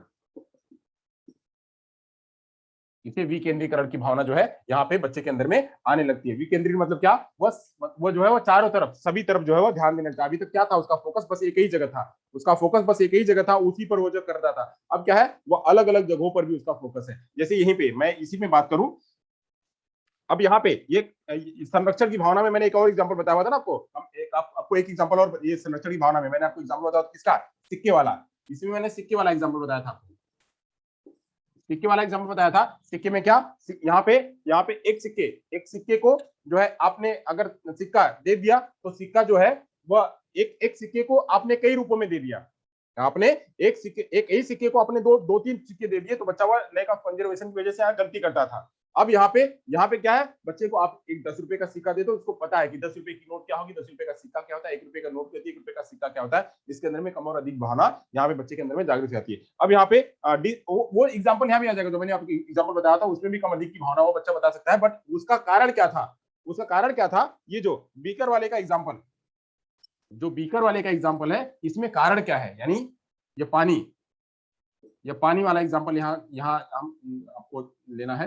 पानी वाले एग्जाम्पल में क्या करना है, पानी वाले एग्जाम्पल में यहाँ पे बच्चा, यहाँ पे उसका ध्यान नहीं होता है। ध्यान किस पर रहता है, बस मात्र इसी पर ध्यान रहता है, मात्र बस इसी पर ध्यान रहता है। इस पर ध्यान होने की वजह से या इसमें ध्यान नहीं कर पाता है कि पानी जो इसकी ये ब्रीथ भी ज्यादा है, ये वाले पर ध्यान। अब यहाँ पे ये ध्यान करने लगता है कि ये भी ध्यान है, ये भी चीज है और ये भी चीज है, इसकी ये लंबाई इतनी है, इसकी चौड़ाई इतनी, तो इसलिए ये कर सकता है, ये इसका इतना हो सकता है। इसीलिए यहाँ पे जाकर के, इसीलिए जब यहाँ पर आते हैं, यहाँ पे जो है हम वह इसका परिमाप जो है बच्चों को बताने लगते हैं। परिमाप, जो गणित में परिमाप बताते हैं ना, परिमाप, कि ये इसका पूरा परिमाप बताओ, तो परिमाप जो है बच्चा यहाँ पे वो समझने लगता है। जब चौथी पांचवी में आ जाता है तो पांचवी में आते आते जो है उसको परिमाप भी सिखाया जाने लगता है। तो परिमाप जो है यहाँ पे आता है। तो ये भाग किसका होता है, यह डिसेंट्रेशन का यानी विकेंद्रीकरण का होता है। विकेंद्रीकरण का जैसे एक एग्जांपल उसमें और था क्या, ये छड़ी वाला, छड़ी वाला था, ये दो छड़ियां एक जगह पे रखी गई हैं, दो छड़ियां एक जगह पे रखी गई हैं। अब यहाँ पे इसको अभी तो एक जगह पे यही एक ही केंद्र है। अब इसको जब यहाँ पे एक को ऐसे कर दिया गया और दूसरे को यहाँ से ऐसे कर दिया गया, पूछा गया क्या है, तो उसमें बच्चा कहता है कि ये वाला बड़ा है, छोटा है, ये जो है ये छोटा है और ये बड़ा है। ऐसा कहता है क्यों? क्योंकि ये बाहर तक निकला हुआ है, जबकि दोनों समान ही है, दोनों के जो लंबाई चौड़ाई दोनों की बराबर ही है, तो ये इसको कहता है बड़ा है, क्यों? ये बाहर निकला हुआ है। बट यहाँ पे बच्चा कहेगा क्या? ये नापेगा, यहाँ पे दोनों को नापेगा। अगर उसको थोड़ा भी बुरा मतलब ये लगेगा कि इधर उधर है, तो क्या करेगा? उसको नाप लेगा। ये देखते हैं कितना है और ये देखते हैं कितना है, नाप लेगा। तो नाप करके कहेगा नहीं ये तो इतना ही है, यहाँ तो इतना ही है। इसीलिए अब यहाँ पे जाकर के बच्चा क्या है, वो बच्चा कोण वगैरह भी बनाने लगता है, थोड़ा बहुत कोण को खींचने लगता है। कोण जो है वो खींचने लगता है। कोणों के बारे में भी यहाँ इसको जानकारी होने लगती है कि कोण कितना है, इसको इधर कैसे मुड़ेंगे, इधर कैसे कैसे मुड़ेंगे। ये जो है ये इधर जाएगा तो इतना, ये 30 है, ये इधर जाएगा तो ये 60 है, इधर जाएगा तो ये 75 होगा, यहाँ आएगा तो 90 होगा। ऐसे जो है ये ऐसे भी भावनाएं बच्चे के अंदर में जागृत होने लगती है। क्यों? क्योंकि अब यहाँ पे ये डिसेंट्रेशन होने लग रहा है। खाली एक ही जगह पे नहीं है, खाली उसको इतना ही नहीं पता ये खाली कौन होता है, अब यह उसके अलग अलग रूप भी जाने लगता है। इसलिए यहाँ पे डिसेंट्रेशन यानी विकेंद्रीकरण की भावना या इसका भी लॉजिक बच्चा जो है वह लगाने लगता है। तो ऐसे आपने वहां पे देखा था क्या? बच्चा वह केंद्रीकरण होता है, यानी बस इतने पर ही ध्यान करता है, इतने पर ही ध्यान करता है, इसी से गलती कर बैठता है कि कहता है कि नहीं ये बड़ा है, ये दोनों छोटे हैं, जबकि दोनों सेम ही थे। अब इस अवस्था में यहाँ पे जब आता है तो यहाँ पे इसमें बताने लगता है कि नहीं ये सभी सेम है, ये भी सेम है, ये भी सेम है और ये भी सेम है। क्यों सेम है? क्योंकि ये पानी, वही पानी तो डाला ना इसमें, वही पानी डाला, तो इसलिए ये भी वही सेम है। ये सारे जो है यहाँ पे विकेंद्रीकरण की भावना जो है वो बच्चे के अंदर में आ जाती है। चलिए यहाँ तक आपको समझ में आ गया। अब आगे चलते हैं। विकेंद्रीकरण की भावना आपको समझ में आ गई, कम या अधिक की भावना आपको समझ में आ गई। अब आगे चलते हैं। कंजर्वेशन एंड डिसेंट्रेशन में डिफरेंस। कंजर्वेशन और इसमें आपको, अच्छा चलिए बता देते हैं, आपको दोनों में अंतर बता देते हैं। यहाँ ले लेते हैं, यहीं पे हम ले लेते हैं, दोनों में डिफरेंस ले लेते हैं। क्या है दोनों में फर्क? कंजर्वेशन और इसमें दोनों में फर्क क्या है? तो कंजर्वेशन में आप कह रहे हैं, देखिए बात करते हैं कि इसमें क्या है, इसमें बच्चे के पास जो स्टोर है, जो वस्तु है, जो चीज है, उस पे बच्चे के पास जो है, जैसे मान लीजिए कि हम कहते हैं कि जैसे एक फूल है, ध्यान करिए, एक यहाँ पे हम कह रहे हैं कि ये फूल है,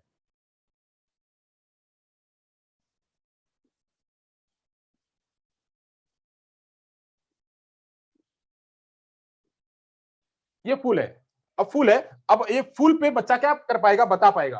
फूल से बच्चा बता पाएगा कि क्या है, 1 2 3 4 5, इसमें 5 पंखुड़ियां हैं। फूल में 5 पंखुड़ियां हैं, फूल में 5 पंखुड़ियां, 5 पंखुड़ियों को बच्चा बता पाएगा। अब यहीं से इसने क्या कर दिया कि एक पूरा फूल ही है, फूल इसने ले लिया और उसमें क्या होता था कि इसी फूल में से, इसी फूल की एक पंखुड़ी, 2 पंखुड़ी और 3 पंखुड़ी, मतलब एक पंखुड़ी, 2 पंखुड़ी, 3 पंखुड़ी निकाल करके दे दिया। ध्यान करिए, 3 पंखुड़ी निकाल करके दे दिया। किसने? 3 पंखुड़ी निकाल करके किसी दूसरे व्यक्ति ने दे दिया कि 3 पंखुड़ी ले लो, फूल मेरे को पूरा दे दो। बच्चा दे देता है। क्यों देता है? उसको 3 पंखुड़ी मिल गई, इसमें तो एक ही है, इसमें 3 पंखुड़ी मिल गई, इसमें एक ही है, तो ये जो है ये बच्चा दे देता है उसको, ये अपना ले लेता है, इसको ले लेता है, इसको दे देता है। तो यहाँ पे बच्चे को कम और अधिक का पता नहीं होता, जो कि उसमें डिसेंट्रेशन में दिखाई पड़ता है। कहाँ पे? वहां पे उसमें कंजर्वेशन, लैक ऑफ कंजर्वेशन की भावना में दिखाई पड़ता है। ये लैक ऑफ कंजर्वेशन है, इसको कहेंगे lack of conservation, lack of conservation, lack of conservation होगा। अब वहीं पे कंजर्वेशन क्या होगा कि बच्चा कहेगा नहीं नहीं हमको बेवकूफ समझते हो, नहीं ये तो 3 ही है, हम नहीं देंगे, हमारे पास यही है, हम इसी को रखेंगे। अब ऐसे ही फूल जो है वह सभी को रखने लगता है, तो इसे कहेंगे क्या? इसे कहेंगे क्या? कंजर्वेशन, कि उसके पास संज्ञान है, उस संज्ञान के आधार पे सारी बातों को स्टोर कर रहा, रख रहा है, कम वो ज्यादा में वो अंतर कर पा रहा है। अब वही सेंट्रेशन की, डिसेंट्रेशन में क्या बात करें? डिसेंट्रेशन में यहाँ गलती क्यों करा, उसके पीछे का लॉजिक है। डिसेंट्रेशन एक लॉजिक है और ये क्या है? वो समझ है, ये लॉजिक है। लॉजिक क्यों लगाता है? वो यहाँ पे देखता है कि भाई 1 2 3 इसी का तो भाग है, नहीं है, हम तुम्हें क्यों दे, इसी का भाग है, तो हमारे पास ये ज्यादा है, ये उसका लॉजिक है। डिसेंट्रेशन मतलब क्या? लॉजिक लगाना। और लॉजिक क्यों लगा रहा है? बिल्कुल ध्यान केंद्रण करके ये लॉजिक लगा रहा है कि भाई ये इसी का तो भाग है ना, तो हम ये तो ज्यादा है, ये कमी है, तो वो ये ध्यान लगाता है, ध्यान लगा करके लॉजिक लगाता है। तो विकेंद्रीकरण करना क्या है? वह ध्यान लगाना है, वह लॉजिक लगाना है। जबकि यहाँ पे क्या है? यहाँ पे बस इतना ही उसके सामने प्रत्यक्ष वस्तुओं में दिख रही है कि ये कम और ये अधिक है, कम है और अधिक है। अब कम और अधिक है क्यों है, कम और अधिक क्यों है, वह तभी पता कर पाएगा जब वहां पे ध्यान करेगा। जब वो ध्यान करेगा तब जाकर के वो कम और अधिक पता कर पाएगा। तो ऐसे यहाँ पे ध्यान है, यहाँ पे अटेंशन की बात होगी, यहाँ पे अटेंशन की बात होगी, और यहाँ पे क्या है, यहाँ पे उसकी समझ की बात होगी। तो समझ यहाँ पे बात कर सकते हैं, तो ये होगी उसकी समझ और ये होगा उसका अटेंशन। ये समझ की बात, ये समझ हो सकती है, उसका लॉजिक हो सकता है। ये दोनों जो उसके अंदर में अंतर है। आपको अगर समझ में आ गया हो तो बता दीजिएगा। वैसे सेंट्रेशन और कंजर्वेशन, सेंट्रेशन और कंजर्वेशन इन दोनों में क्या है, ये अंतर है। ओके, चलिए अब आगे चलते हैं, आगे की भावना समझते हैं और क्या दिखाई पड़ता है। अब यहीं से जो है वस्तुओं में नियमीकरण करने लगता है बच्चा, यहीं से वस्तुओं को नियमीकरण करने लगता है। जब अब कंजर्वेशन हो गया, डिसेंट्रेशन हो गया, तो वो नियम बनाने लगेगा, नियमीकरण करने लगेगा। अगली भावना जो आती है नियमीकरण। अब नियमीकरण क्या है, नियमीकरण का एक एग्जाम्पल मैंने आपको बता दिया हुआ था। नियमीकरण मैंने एग्जाम्पल अभी तो नहीं बताया, बट आपको मैंने बता दिया था, मैं उससे रिलेट करता हूं। नियमीकरण करने की भावना, नियमीकरण करने की भावना बच्चे के अंदर में आ जाती है। अब नियमीकरण करने की भावना कैसे बच्चे के अंदर में जागृत होती है, ये इसको देख लेते हैं। अब नियमीकरण करना, जैसे मैंने आपको बताया था कि यहाँ पे यह दो वस्तु है प्लस यह तीन वस्तु है, दो वस्तु है और तीन वस्तु है, दो और तीन को मिला देना, दो और तीन को मिला देना, जब मिला देंगे तो वस्तु ज्यादा हो जाएगी। दो और तीन को जब मिला देंगे तो वस्तु क्या हो जाएगी, ज्यादा हो जाएगी। जब ज्यादा हो जाएगी तो इसे क्या कहेंगे, जब ज्यादा हो जाएगी तो इसे क्या कहेंगे, जोड़ना। तब ये जोड़ने का नियम इसको पता चल गया, जोड़ने का नियम इसको पता चल गया कि दो और तीन को जब मिला देंगे एक ही में, दो वस्तु यहाँ है, तीन वस्तु यहाँ है, हमने इसको मिला दिया तो मिला देते हैं, तो मिला देते इसे कहते हैं क्या, इसे कहते हैं जोड़। तो जोड़ का नियम बच्चे को पता हो गया कि मिलाना। तो ये नियमीकरण जो बच्चा करने लगता है, वैसे उसी को हर जगह जहां जहां जोड़ करेगा उन जगहों पे जोड़ भी वह उसको अप्लाई करेगा, चाहे वह एक डिजिट का हो, चाहे दो डिजिट का हो, चाहे तीन डिजिट का हो, चाहे वह हासिल का हो, हर जगह पे वह इसको अप्लाई करने लगेगा। तो अप्लाई करने की भावना यहाँ पे वह नियमीकरण करने लगता है। नियमीकरण में और जब जैसे जैसे बच्चा और आगे बढ़ता है तो वहां और नियम जोड़ लेता है, और नियम जैसे अभी ये सिंपल है, यह जोड़ अभी सिंपल है, अब इसी में कह दिया गया एक जोड़ और बता दिया, यहाँ पे 6 है, यहाँ पे 5 है। अभी तक तो पहले सिंपल बच्चा कर रहा था कि 2 3 5 2 3 5, अभी यहाँ पे ऐसे भी कर रहा था 6 5 11, बट यहाँ पे अभी तक इसने इतना ही सीखा हुआ था। अब ये दोनों को अगर जोड़ दिया गया 26 और 35, अगर दोनों को जोड़ दिया गया तो यहाँ एक नियम और बढ़ जाता है, नियम बढ़ जाता है हासिल वाला नियम। तो हासिल वाला नियम भी वो उसी में जोड़ लेता है, प्रैक्टिस करते करते उसको अभी आ जाता है। क्यों आ जाता है, क्योंकि उसके पास कंजर्वेशन की भावना आ गई है और उसके पास डिसेंट्रेशन की भावना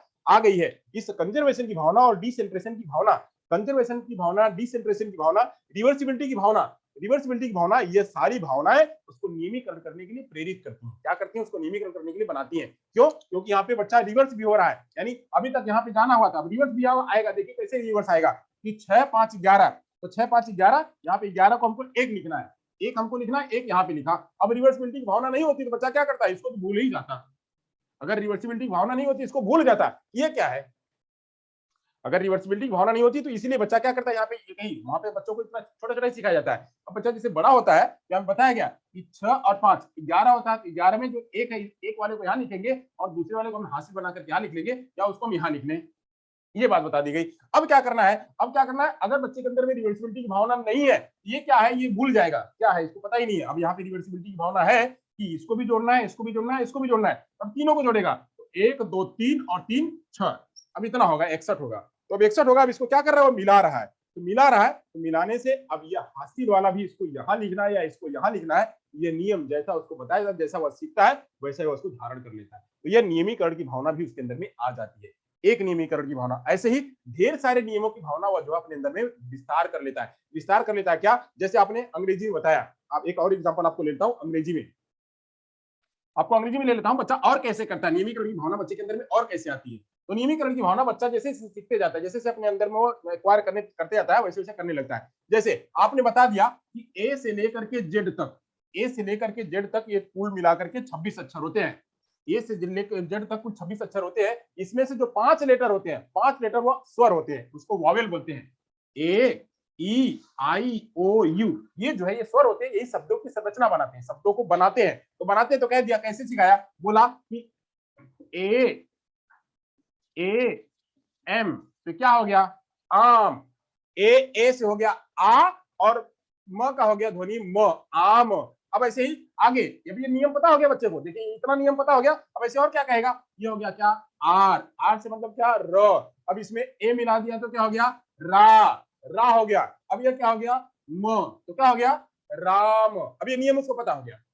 अब ये नियम जो है उसको पता हो गया, इसे कहेंगे क्या, राम, इसे कहेंगे राम। तो ऐसे ये नियम भी बच्चे को पता होने लगता है। इसे ढेर सारे नियम बच्चा जो है वो जैसे से आगे बढ़ता है वैसे वैसे इसके नियम जो है वो आने लगते हैं। ये चाहे वह आप गणित की बात करो, चाहे अंग्रेजी की बात करो, चाहे हिंदी की बात करो, चाहे जो भी, वह संज्ञा क्या है, सर्वनाम क्या है, ये संज्ञा के नियम, सर्वनाम के नियम, ये सारे नियम जो है बच्चा जैसे से आगे बढ़ते जाता है वैसे वैसे उसके अंदर में नियम आते जाते हैं। चलिए यहाँ तक हो गया, तो हम जो है ये इतना मिटाते हैं, कुछ यहाँ ले लेते हैं, कुछ हमारे भावना, ताकि हमारे पास एक ही रहे।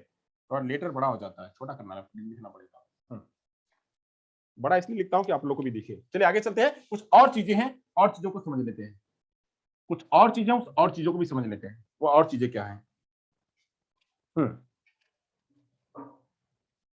चलिए और क्या है, अगला है, अगली बात करते हैं। यहाँ पे नियमीकरण की भावना होगी, नियमीकरण आपको समझ में आ गया होगा। अब ये भी और ले लेते हैं, थोड़ा सा एग्जाम्पल वहां लेंगे, यहाँ पे लिख लेते हैं। अब यहाँ पे कॉज एंड इफेक्ट के बारे में बच्चे को आ जाता है। Cause and effect, cause and effect, cause and effect की भावना और उसका रिलेशनशिप, कॉज एंड इफेक्ट का रिलेशनशिप।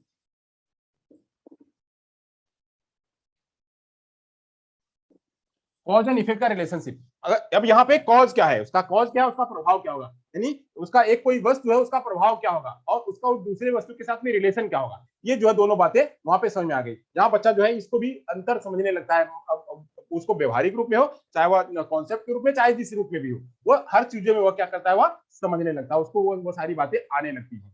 वहां पे उस बच्चे को क्या है, वो सारी बातें आने लगती है। जैसे जैसे जो है यहाँ पे अब बात करें कि अगर अगर हमें जो है बार बार पुनर्बलन दिया गया, हमें बार बार पुनर्बलन दिया गया, हमको टीचर ने बार बार हमको प्रोत्साहित किया, तो उसका प्रभाव कहाँ होगा, उसका प्रभाव कहाँ होगा, उसका प्रभाव जो है बच्चे की स्टडी पर होगा, बच्चे की स्टडी पर होगा। तो वो बच्चा सोचता है हमको बार बार जो है, हम टीचर ने इस बच्चे को जो है मारा नहीं, इसको प्रमोट किया, तो देखो ये जो है आगे बढ़ने लगा। तो ऐसे ही मैं भी जो है, मैं भी अगर मेहनत करूंगा तो टीचर मुझे भी प्रोत्साहित करेंगे और मैं भी आगे बढ़ूंगा। तो इसका जो है प्रभाव बच्चे के अंदर में दिखाई देने लगता है, बच्चे के अंदर में दिखाई देने लगता है कि कॉज एंड इफेक्ट किसकी वजह से हुआ, किसकी वजह से उसका प्रभाव, किसकी वजह से उसका कारण क्या था, उसका प्रभाव होने का।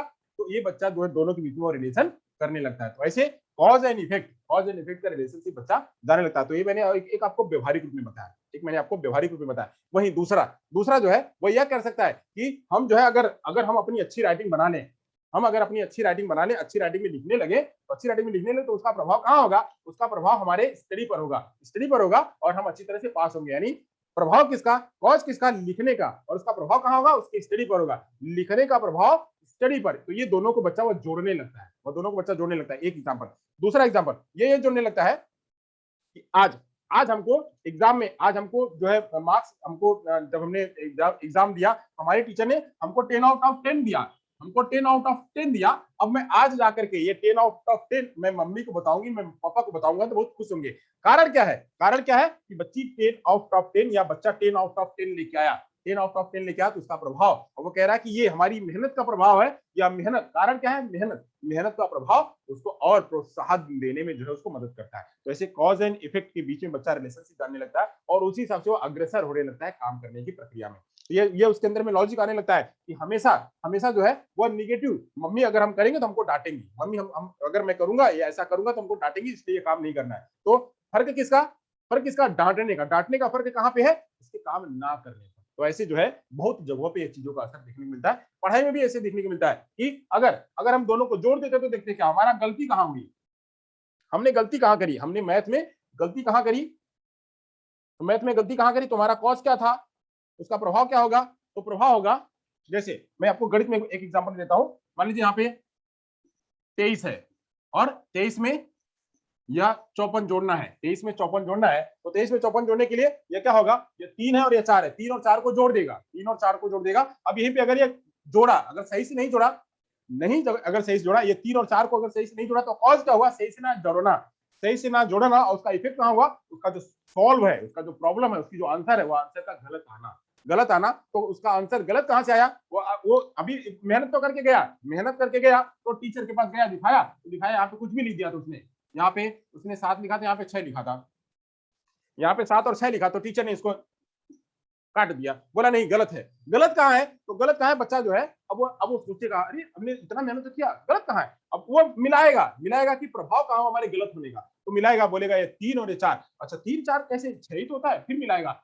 फिर मिलाएगा तो गिनेगा, गिनेगा 1 2 3 4 5 6 7, हाथ तेरी की, हाथ तेरी की। एक बताओ, ये 3 4 है, 7 होना चाहिए तो 6 मैंने लिखा। ओ मेरी भूल है, मेरी भूल है। अब जो है ये क्या करेगा, ये समझेगा इसके कॉज और इफेक्ट को कि ये क्या है और ये क्या है, इन दोनों के बीच में क्या करेगा, वो अंतर समझेगा। तो ऐसे ही अंतर भी जो है यहाँ पे इन दोनों के बीच में रिलेशनशिप और अंतर भी समझने में यह मदद करता है। तो इसे कॉज एंड इफेक्ट भी की भावना भी बच्चे के अंदर में इस अवस्था में आ जाती है। और क्या आती है, और आती है वस्तुओं के आधार पर तर्क लगाने के लिए और वस्तुओं का वर्गीकरण करने के लिए, वस्तुओं के आधार पर तर्क लगाने के लिए और उसको वर्गीकरण करने के लिए। चलिए इसका एग्जांपल ले लेते हैं। अगर आपको ये दिख रहा हो तो मैं लिखूं नीचे, नीचे दिख रहा है, नीचे दिख रहा है, यहां तो लिखूं या ऊपर चलूं? यहां मैं लिखूंगा तो जवाब,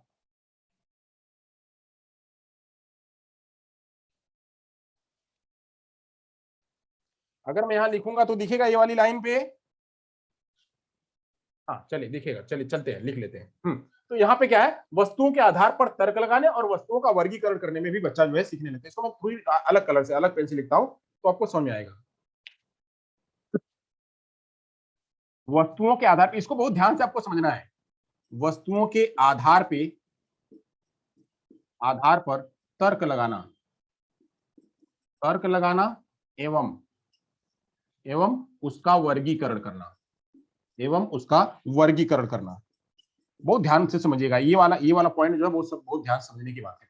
वस्तुओं के आधार पर, वस्तुओं के आधार पर तर्क लगाना एवं उसका वर्गीकरण करना। अब बच्चा जो है अलग अलग प्रकार की वस्तुओं को, अलग अलग प्रकार की वस्तुओं को उस पर तर्क लगाता है कि क्या होगा और यह कहां जाएगा, वर्गीकरण करना सीखता है, उसका वर्गीकरण करना सीखता है। जैसे मैं आपको एग्जांपल बताता हूं, यहाँ मैं कई कई सारे शेप लिखता हूं, यहाँ मैं कई कई सारे शेप लिखता हूं, इसको जरा ध्यान से देखिएगा। चलिए मैं अलग अलग प्रकार के पेन का भी इस्तेमाल करता हूं और अलग अलग प्रकार के शेप बनाता हूं।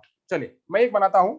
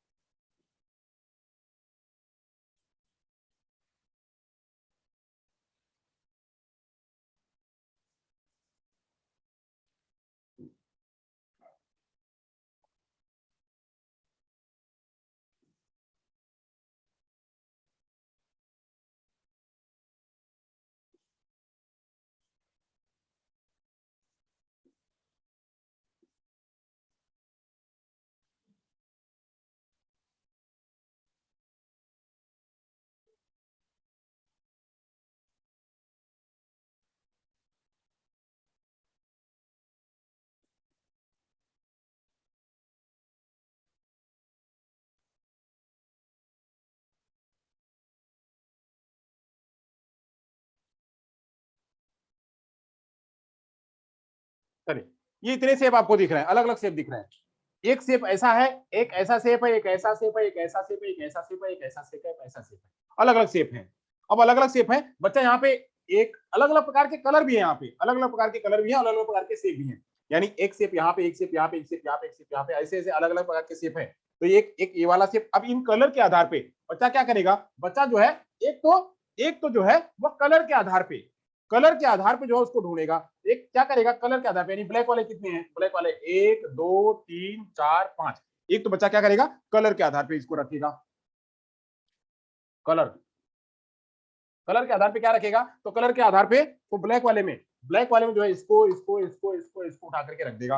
फिर वहीं जो ब्लू, जो रेड वाला है, रेड वाले को उठा करके रेड वाले में कौन कौन से उसको रख देगा। फिर वैसे ही ब्लैक वाले में उठा करके उसको रख देगा। चलिए जैसे कलर की बात करते हैं, इसमें कौन कौन से है, इसमें जो है स्टार है, ये हैश है, बीटा है और ये गोल वाला है शेप, ये है और पाई है, पाई। ये इतने शेप इसमें है। कितने शेप इसमें है, वही दूसरा में इसका वर्गीकरण कर रहा है, उसको ला करके यहाँ रख रहा है। फिर ऐसे ही जो है वह क्या करेगा, अब मान लीजिए हम ब्लैक की बात करें, ब्लैक कलर में कौन कौन से हैं, तो ब्लैक कलर में क्या क्या है, तो ब्लैक कलर में ये है, फिर हैश है, स्टार भी है, इसमें स्टार भी है, स्टार भी है, और हैश, हैश कितने हैं, हैश एक ही है, बीटा भी है, बीटा भी है, और पाई भी है। ऐसे ऐसे सारी चीजों में वो क्या करेगा, बच्चा अलग अलग वस्तुओं में, अलग अलग वस्तु में एक तो इसके आधार पे करेगा, दूसरा दूसरा ये समझेगा कि ये वाला शेप, ये वाला शेप कौन कौन से कलर में है, तो ये वाले शेप को क्या करेगा, ला करके इस वाले शेप में ला करके रख देगा। तो अलग अलग प्रकार के कलर वाले को, यानी एक ये है, ऐसा में अगर हम ऐसी बात कर रहे हैं तो इसको ये लाएगा, और कौन है, और कहाँ पे है, एक ऐसा है ब्लू वाला भी है, तो ब्लू वाले को भी ला दिया, इसी में मिला दिया, ब्लू वाला भी इसी में है। और क्या है, ब्लू वाले के बाद कहाँ पे है, ये एक रेड वाला भी है, एक रेड वाला भी है, तो रेड वालों को भी ला देगा इसी में, रेड वाला भी हो गया, रेड वाला भी हो गया। और क्या है, यहाँ पे ये ग्रीन वाला भी है, तो ग्रीन का भी है इसमें, तो ग्रीन भी एक ला करके देख दिया, यानी चारों रंग के हैं, चारों रंग के। तो ऐसे एक वर्गीकरण ऐसे कर सकता है, दूसरा वर्गीकरण कैसे कर सकता है, तो वर्गीकरण कैसे करेगा, तर्क के आधार पे, तर्क के आधार पे कैसे करेगा, तो एक तर्क उसका होगा क्या, ये शेप, एक शेप उसका तर्क होगा, और दूसरा तर्क क्या होगा, उसका कलर। तो कलर के आधार पे और शेप के आधार पे बच्चा क्या करेगा, उसका वर्गीकरण बच्चा करना सीख जाता है। बच्चा यहाँ पे कलर के आधार पे और वर्गीकरण, इसके शेप के आधार पे बच्चा वर्गीकरण सीख जाता है। वैसे ही अलग अलग प्रकार की, ढेर प्रकार की वस्तुएं हैं, आप बात कर सकते हो किसको, तो आप जानवरों की बात कर सकते हो, जानवर, पालतू जानवर और जो है वो जंगली जानवर, दोनों एक जैसी हैं। अब उसमें से भी पालतू जानवर और जंगली जानवर को बच्चा क्या करेगा, कौन बहुत खूंखार है, वो कौन बहुत खूंखार है, तो खूंखार को भी जो है करेगा, तो हाथी को, और जो है वो ये है, और फिर जो है वो जो चीता है वो चीता, इन सभी को, जो बहुत खूंखार है खूंखार को अलग कर देगा, जो बहुत नॉर्मल है नॉर्मल को अलग कर देगा। तो उसकी जैसी सोच होगी, जितना उसके अंदर में स्कीमा बना होगा, जितना उसके अंदर में कॉन्सेप्ट बना होगा, उस कॉन्सेप्ट के आधार पे क्या करेगा, वो जो है उसको वर्गीकरण कर लेगा। तो वर्गीकरण करने में कौन कौन सी बातें आती है, तो वर्गीकरण करने में ये कॉन्सेप्ट भी बात आती है, रिवर्सिबिलिटी भी बात आती है, और जो है कंजर्वेशन भी भावना आती है, और डिसेंट्रेशन की भावना भी आती है। यहाँ पे डिसेंट्रेशन भी बच्चा क्या करता है, चारों तरफ ध्यान करता है, कोई चीज छूटे ना, नहीं तो बच्चा क्या होगा, खाली सेंट्रेशन में करेगा तो खाली कुछ ही बातों पर ध्यान करेगा, सब बातों पर ध्यान नहीं करेगा।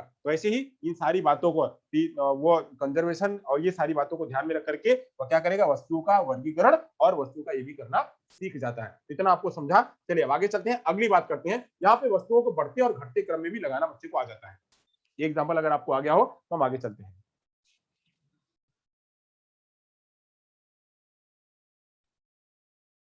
अगला वाला जो कॉन्सेप्ट है यहां तक हो गया, वस्तुओं के आधार पर तर्क लगाना एवं उसका वर्गीकरण सीखना। अब आगे आगे वाली बात जो है वो बच्चा क्या करता है, तो वस्तुओं के बढ़ते और घटते क्रम में लगाने लगता है, वस्तुओं को बढ़ते और घटते क्रम में,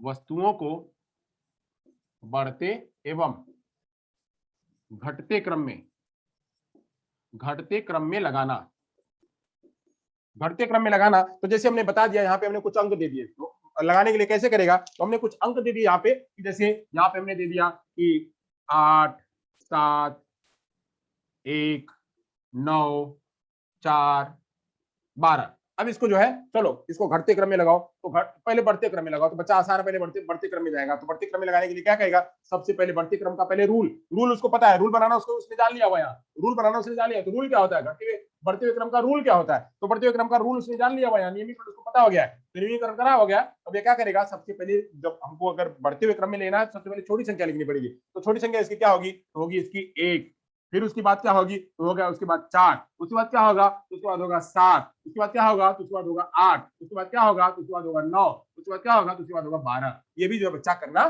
सीख जाता है, ये भी बच्चा जो है करना सीख जाता है। वस्तुओं को, जो वस्तुएं हैं, चाहे अंक है, चाहे वस्तु है, चाहे कोई अंक है, उसको जो है बढ़ते हुए क्रम में या घटते हुए क्रम में वह लगाने लगता है। कोई छोटी वस्तु है तो छोटी वस्तु को इतने पे, फिर उससे बड़ी वस्तु है तो फिर उससे बड़ी वस्तु है, फिर उससे बड़ी वस्तु है, फिर उससे भी बड़ी वस्तु है, तो ऐसे वह लगाने लगता है। तो ऐसे छोटी बड़ी बड़ी बड़ी बड़ी ऐसे जो है लगाने लगता है। तो इस तरह से वह घटते हुए क्रम में और बढ़ते हुए क्रम में का भी आभास बच्चा इस अवस्था में सीख जाता है। इस अवस्था में तो कंक्रीट ऑपरेशनल स्टेज वाली अवस्था में बच्चा यहाँ पे सीख जाता है। तो ये वाली भी बात जो है यहाँ पे आपने सीख लिया कि वस्तुओं को घटते हुए क्रम में और बढ़ते हुए क्रम में बच्चा, ये मैंने बताया ये बढ़ते हुए क्रम में, उसी को आप उल्टा कर देंगे तो बच्चा हो जाएगा घटते हुए क्रम में। चलिए ये सब इतना बताने की जरूरत नहीं है, आप इतना समझ जाएंगे। आगे चलते हैं अगली वाली बात पे बात करते हैं। अगली वाली बात पे बात करते हैं ट्रांजिटिविटी, संक्रामिता का अर्थ निकालना, यानी ट्रांजिटिविटी क्या होती है। एक और आता है बच्चे के अंदर में transitivity.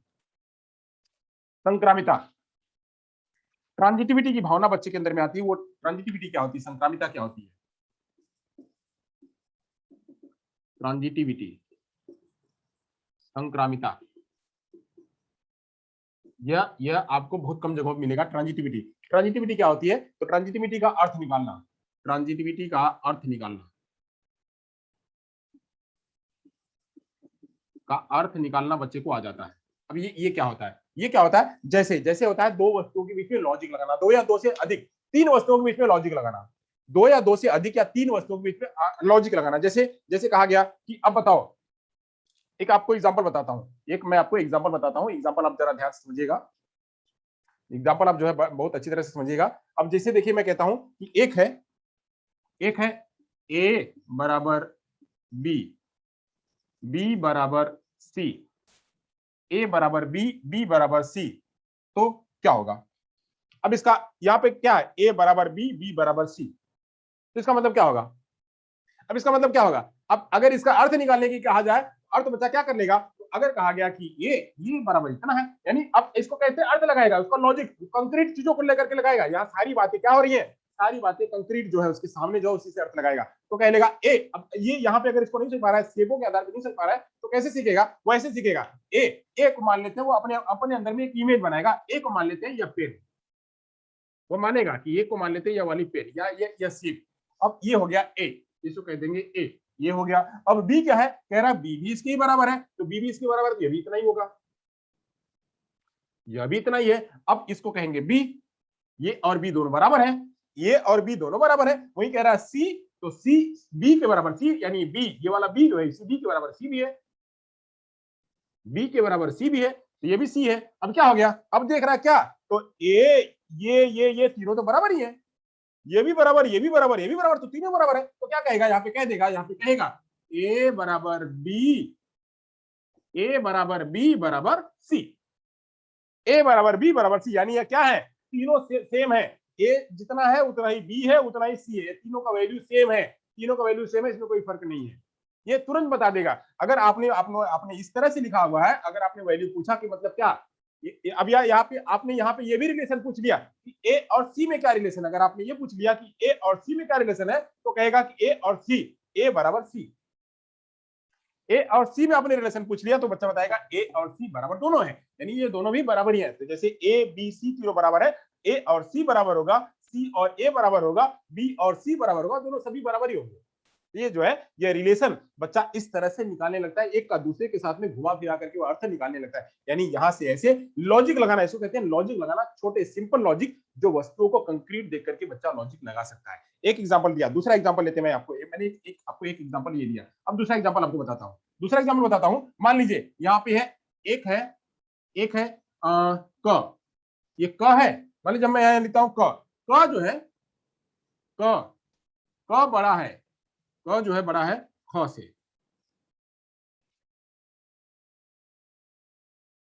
Less than greater than, हाँ ये इधर से होगा, ये क बड़ा है ख से, क बड़ा है ख से, यानी इसका इधर चिन्ह का मुंह इधर खुला तो बड़ा ये होगा, क बड़ा है ख से, वही ख जो है बड़ा है ग से,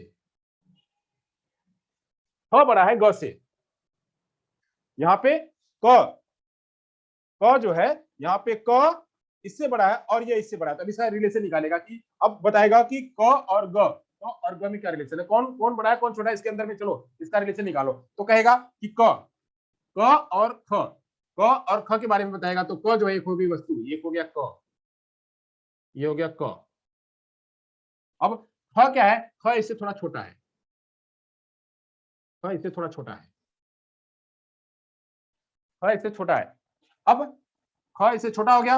अब ग की बात करता है, या हम यहाँ पे लिख लेते हैं, यहाँ पे लिख लेते ग और यहाँ लिख लेते ख, लिख लेते हैं। अब यहाँ पे कह रहा है कि ग क्या है? ग छोटा है, ग छोटा है ख से, यानी ग छोटा हो गया, ग छोटा हो गया, ग छोटा हो गया। अब यह क्या कह रहा है? ए सबसे बड़ा है, उसके बाद बी है, उसके बाद सी है, उसके ए और बी और सी, इस तरह से। यहाँ पे ए सबसे बड़ा है, उसके बाद बी है, उसके बाद सी, यानी सी क्या है यहाँ पे? सबसे छोटा है। सी सबसे छोटा है। यहाँ पे क्या होगा, यहाँ पे अगर क और ग में अगर अंतर पूछेगा तो क और ग में अंतर क्या पूछेगा, तो क क्या हो जाएगा, क जो है वो बड़ा होगा और ग जो है वो छोटा होगा।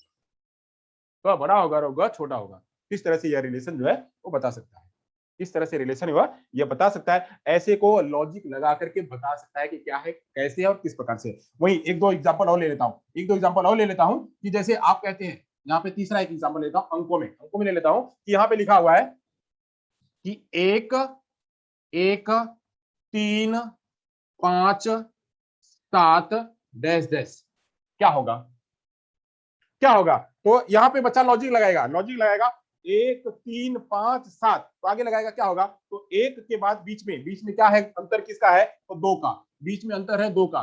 फिर 3 के बीच में क्या अंतर है, 4 का, 4 5 और 6, तो 5 और 7 के बीच में अंतर है क्या, 6 का। तो अगली वाली संख्या क्या होगी, 1 2 3 4 5 6 7, अगली वाली संख्या क्या होगी, 8 होगी। ये बता सकता है, ये वाली संख्या बता सकता है। तो यानी जो प्रत्यक्ष चीज है उसको बता सकता है कि ये लॉजिक भी कैसा होता है। तो इस तरह से जो है बच्चे के अंदर में क्या, तो बच्चे के अंदर में जो है ये सारी बातें, पहली बातें जो है बच्चा कॉन्सेप्ट, कंक्रीट चीजों के आधार पे एब्स्ट्रैक्ट चीजों को सीखता है, ये पहला।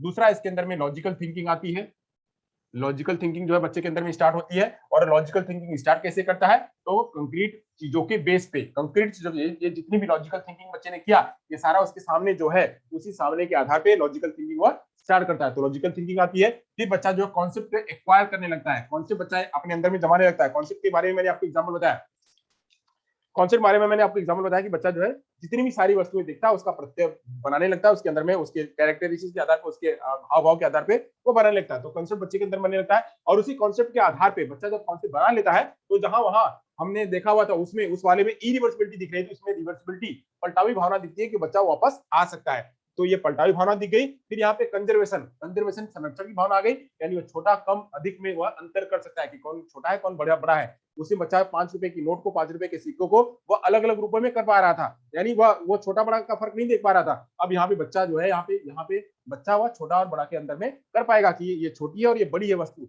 इनके दोनों के बीच में अंतर कर पाएगा, क्योंकि उसके अंदर में कंजर्वेशन की भावना आ गई है। डिसेंट्रेशन, बच्चा जो वहां पे ये बिल्कुल केंद्रीकरण होता था, उसमें उसका केंद्रीकरण होता था, यहाँ पे केंद्रीकरण नहीं, यहाँ पे हर बातें बिल्कुल तो सभी एंगल में देख रहा है, यहाँ खाली इतनी एंगल में नहीं देख रहा है, सारे एंगल में देख रहा है। तो यहाँ विकेंद्रीकरण भी यहाँ पे दिखाई देता है। नियमीकरण, बच्चा सारी वस्तुओं का नियमीकरण करने लगता है कि जोड़ क्या है, घटाना क्या है, वह जानवर कौन सा है, वह ये कौन सा है, उसका नियमीकरण भी बच्चा बनाने लगता है। फिर कॉज एंड इफेक्ट, दो वस्तुओं के बीच में उसका कॉज क्या होगा, कारण क्या होगा, उसका प्रभाव क्या होगा, तो कारण क्या होगा, उसकी कारण की वजह से प्रभाव क्या होगा, तो कारण और प्रभाव के बीच में रिलेशनशिप भी बच्चा समझने लगता है। मैंने आपको इसका भी एग्जांपल मैंने बताया। फिर वस्तुओं के आधार पर तर्क लगाना, उसका वर्गीकरण करना, उसका मैंने आपको एग्जांपल दिया, अलग अलग प्रकार के शेप, अलग अलग प्रकार के कलर के, अलग अलग प्रकार के शेप, मैंने उसको कहा कि उसको वो वर्गीकरण करेगा, वो अपने लॉजिक के आधार पर, अपने तर्क के आधार पर जो वस्तु उपस्थित है उसके आधार पर बच्चा तर्क लगाएगा और उसका वर्गीकरण कर सकता है।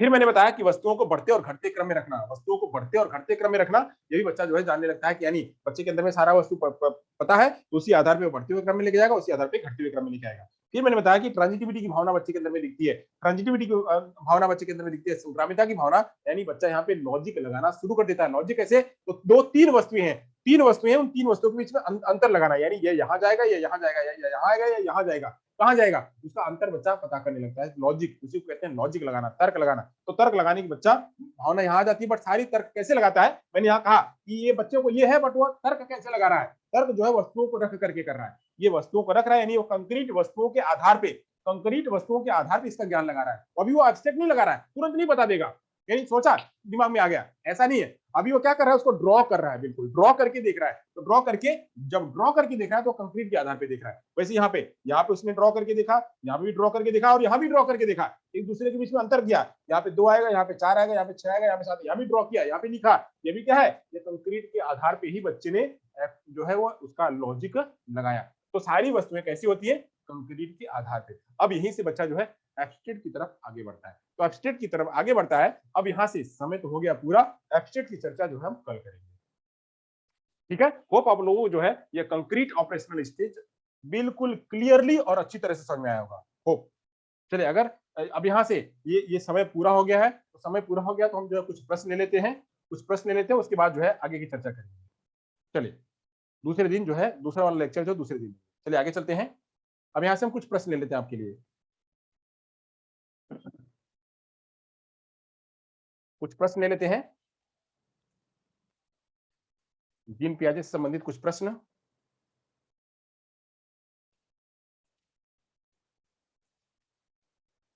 चलिए,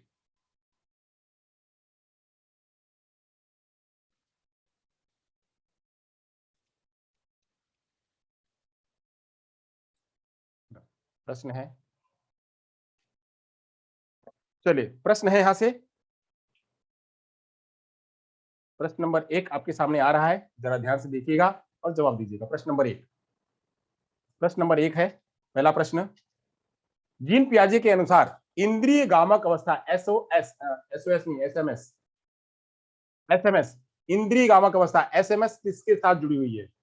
एसएमएस किसके साथ जुड़ी हुई है? यहाँ पे ऑप्शन है, ऑप्शन आ रहे हैं, ऑप्शन आ रहे हैं, तार्किक रूप से समस्या समाधान की योग्यता, अनुकरण, स्मृति और मानसिक निरूपण, सामाजिक मुद्दों से सरोकार, विकल्पों के निर्वचन और विश्लेषण करने की योग्यता। एसएमएस, इंद्रिय गामक अवस्था, सेंसरी मोटर स्टेज किससे संबंधित है? सेंसरी मोटर स्टेज किससे संबंधित है? सेंसरी मोटर स्टेज किससे संबंधित? तार्किक रूप से समस्या का समाधान करने की योग्यता, अनुकरण, स्मृति और मानसिक निरूपण, सामाजिक मुद्दों से सरोकार, विकल्पों के निर्वचन और विश्लेषण करने की योग्यता। सही बात है, चलिए बहुत बढ़िया, बहुत बढ़िया, 2 आ रहा है जवाब, 2 आ रहा है जवाब। चलिए बहुत बढ़िया, चलिए अगला प्रश्न लेते हैं, 2 है इसका सही आंसर, 2 इसका सही जवाब है। चलिए आगे चलते हैं, अगला प्रश्न लेते हैं। अगला प्रश्न आपकी स्क्रीन में कुछ इस तरह से, पियाजे के अनुसार बच्चों में वस्तु स्थिरता का भाव आता है, बच्चों के अंदर में वस्तु स्थिरता का भाव, ऑब्जेक्ट परफॉर्मेंस का भाव आता है, वस्तु स्थिरता का भाव कहां आता है? एसएमएस में, एसएमएस में, सीओएस में, एफओएस में और पीओएस में वस्तु स्थिरता का भाव, वस्तु स्थिरता का भाव कहां आता है? वस्तु स्थिरता का भाव कहां आता है बताइएगा? वस्तु स्थिरता का भाव कहां आता है? जवाब दीजिए, वस्तु स्थिरता का भाव कहां आता है? वस्तु स्थिरता का भाव कहां आता है? जवाब, जवाब, जवाब, जवाब, जवाब, जवाब, जवाब, जवाब, जवाब, जवाब। चलिए देख लेते हैं जवाब क्या है इसका। वस्तु स्थिरता का भाव जो है वो 2 में आता है, सीओएस में, कंक्रीट ऑपरेशनल स्टेज में, कंक्रीट ऑपरेशनल स्टेज में जो है बच्चे के अंदर में वस्तु स्थिरता का भाव आता है, कंक्रीट ऑपरेशनल स्टेज में जो है वस्तु स्थिरता का भाव आता है, कंक्रीट ऑपरेशनल स्टेज में आप जो है वह वस्तु स्थिरता का भाव आता है। आप लोगों को बताया गया था, आप लोगों को बताया गया था, समझाया गया था, अपने नोट्स में उठा करके देख लीजिए, अपने नोट्स में उठा करके देख लीजिए, प्री ऑपरेशनल स्टेज, 2 आएगा इसका जवाब। चलिए इसका जो जवाब है वो 2 है, अपने नोट्स में उठा करके देखिए, लिखवाया गया होगा, उसमें करवाया गया होगा। वस्तु स्थिरता का भाव में पहचानने लगता है और करने लगता है, तर्क लगाना, रिवर्सिबिलिटी, एगोसेंट्रिज्म, ये सब आने लगता है। और बच्चा क्या करता है? सजीव निर्जीव अपने वस्तुओं को पहचानने और उसमें विभेद करने लगता है, वस्तुओं को पहचानने और विभेद करने लगता है। तो वस्तुओं को पहचानने और एसएमएस बताए हैं, एसएमएस बताए हैं, वस्तुओं को पहचानने और उसमें विभेद करने लगता है।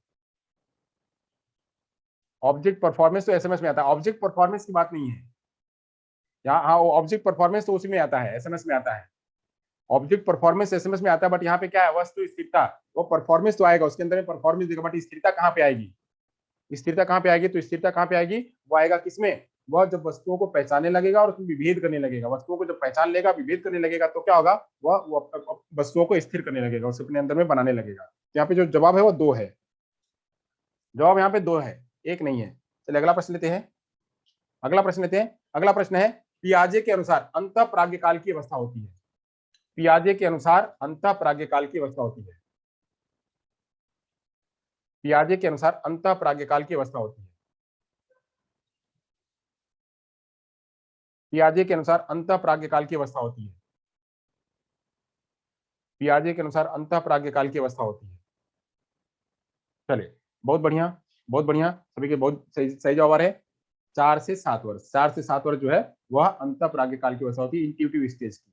चलिए आगे चलते हैं, अगला वाला बात है, जब वह अवस्था जब बालक तार्किक रूप से वस्तुओं व घटनाओं के विषय में चिंतन प्राप्त करता है, वह अवस्था जब बालक तार्किक रूप से वस्तुओं व घटनाओं के विषयों में चिंतन प्रारंभ करता है, तार्किक रूप से वस्तुओं व घटनाओं के विषयों में चिंतन प्रारंभ करता है, वह कौन सी अवस्था है? वह कौन सी अवस्था है? यहाँ पे बच्चा तार्किक रूप से वस्तुओं व घटनाओं के विषय में चिंतन प्रारंभ कर देता है, वह कौन सी अवस्था होगी? वह कौन सी अवस्था होगी? पूर्व संक्रियात्मक अवस्था, मूर्त संक्रियात्मक अवस्था, औपचारिक संक्रियात्मक अवस्था, संवेदी संक्रियात्मक अवस्था। सही है, सही है। मूर्त संक्रियात्मक क्या है? यहाँ पे पूर्व संक्रियात्मक अवस्था की बात कर रहा है। पूर्व संक्रियात्मक अवस्था तार्किक रूप से वस्तुओं और घटनाओं के बीच में अंतर करने लगेगा। तार्किक रूप से वस्तुओं और घटनाओं के बीच में अंतर करने लगेगा। नहीं, यहाँ पे जो है, यहाँ जवाब इसका 2 आएगा। जवाब यहाँ पे इसका क्या है? वह 2 आएगा। 2 मूर्त संक्रियात्मक अवस्था, तार्किक रूप से वस्तुओं और घटनाओं के बीच में वह चिंतन प्रारंभ कर देता है। चलिए, अगर एक एक एक तरह से यहाँ पे एक भी जवाब इसका सही है। यहाँ पे एक जवाब कैसे सही है? यहाँ पे मैंने बताया हुआ था कि चिंतन प्रारंभ करता है। लॉजिक लॉजिक जो है, लॉजिक प्रारंभ करना स्टार्ट करता है। लॉजिक प्रारंभ होती है, स्टार्ट हो जाती है। स्टार्ट होने की प्रक्रिया जो कहां से होती है? स्टार्ट होने की प्रक्रिया वह पूर्व संक्रियात्मक अवस्था से होती है, बट जो अगर जाकर के आगे जाएगा तो मूर्त संक्रियात्मक अवस्था में आएगा। यहाँ पे यह दोनों आंसर हो सकता है। जब अगर आप इस प्रश्नों को ध्यान से पढ़ेंगे, वह अवस्था जब बालक तार्किक रूप से वस्तुओं और घटनाओं के विषयों में चिंतन प्रारंभ करता है। चिंतन प्रारंभ यानी वहां से शुरुआत होने लगती है। तो शुरुआत होने लगती है, मैंने बताया हुआ था, तर्क लगाना प्रारंभ करता है। तर्क लगाना प्रारंभ करता है। यहाँ पे अगर खाली यहाँ पे तर्क की बात करेंगे, चिंतन नहीं। अगर चिंतन की बात करेंगे तो चिंतन आएगा कहाँ पे? मूर्त में आएगा। और अगर यहाँ पे तर्क की बात आए, खाली तर्क लगाना कहेगा, तो तर्क लगाने की बात करेगी तो कहाँ पे आएगा? या पूर्व संक्रियात्मक अवस्था में आएगा। 2 बातें हैं, दोनों को ध्यान से रखिएगा, दोनों ध्यान रखिएगा। अगर यहाँ पे चिंतन की बात आ रही, चिंतन अगर लॉजिकल थिंकिंग की बात आएगी तो आएगा मूर्त संक्रियात्मक में। अगर यहाँ पे तर्क की बात करें, तर्क प्रारंभ करना स्टार्ट करेगा, तो तर्क लगाने के लिए क्या होगा? तो होगा पूर्व संक्रियात्मक अवस्था। यहाँ पे जो एक जवाब तर्क के अनुसार पे आएगा, और दूसरा जो जवाब है, यहाँ पे दो जवाब जो है वो चिंतन के आधार पे होगा। तो इसका जो सही जवाब है, इसका सही जवाब 2 होगा।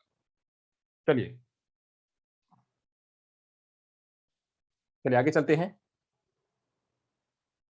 चलते हैं। प्रश्नों को मैं अलग अलग रूपों में आपको समझा दे रहा हूं, ताकि आप प्रश्नों को लेकर के कंफ्यूज ना हो। जब सीधा प्रश्न आए, उसके शब्दों को पढ़िएगा और उसके आधार पर उसका जवाब दीजिएगा। चलिए आगे चलते हैं। पियाजे के अनुसार किस अवस्था में पलटावी गुण रिवर्सिबिलिटी ट्रेट्स दिखाई देता है? पियाजे के किस अवस्था में पलटावी गुण दिखाई देता है? पलटावी गुण रिवर्सिबिलिटी ट्रेट्स दिखाई देता है, कौन सी अवस्था में? जवाब दीजिए। पूर्व संक्रियात्मक अवस्था, मूर्त संक्रियात्मक अवस्था, औपचारिक संक्रियात्मक अवस्था, संवेदी गामक अवस्था। चलिए, बहुत बढ़िया। यहाँ पे जवाब जो है वो 2 है, मूर्त संक्रियात्मक अवस्था। आगे चलते हैं, अगला प्रश्न लेते हैं, 6वां प्रश्न। नियमीकरण की अवस्था किस अवस्था को कहा जाता है? नियमीकरण की अवस्था किस अवस्था को कहा जाता है? पूर्व संक्रियात्मक अवस्था, मूर्त संक्रियात्मक अवस्था, औपचारिक संक्रियात्मक अवस्था, संवेदी गामक अवस्था। किसे कहेंगे? मूर्त संक्रियात्मक अवस्था। बहुत बढ़िया। चलिए अगला प्रश्न लेते हैं। अगला प्रश्न आपकी स्क्रीन पे कुछ इस तरह से। हाँ, पियाजे के अनुसार परिकल्पित निगमनात्मक तर्क की अवधि में विकसित होती है। परिकल्पित निगमनात्मक तर्क, हाइपोथेटिकल, इसको कहते हैं हाइपोथेटिकल डिडक्टिव रीजनिंग। हाइपोथेटिकल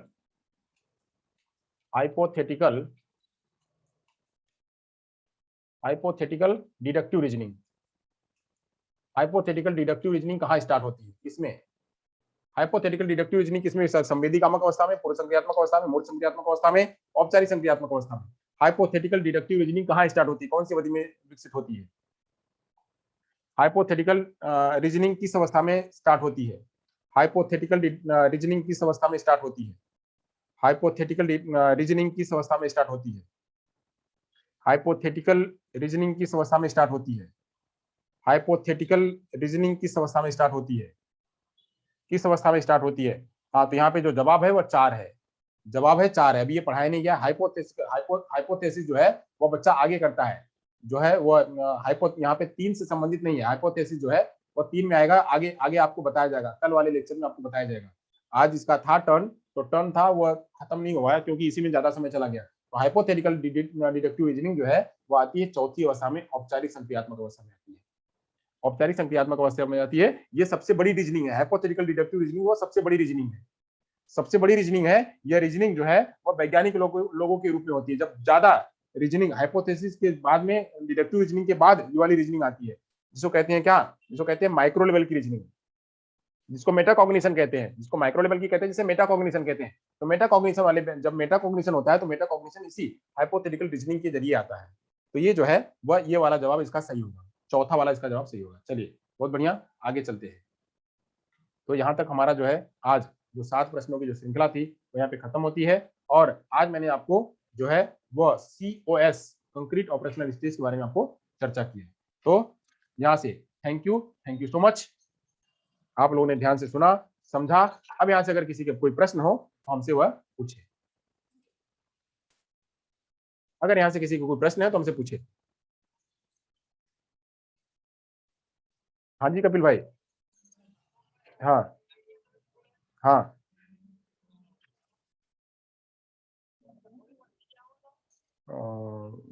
एक कलाक में आऊं।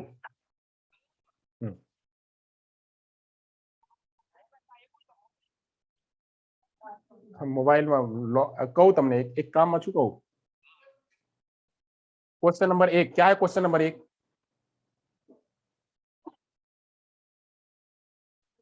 क्वेश्चन नंबर 1 क्या है?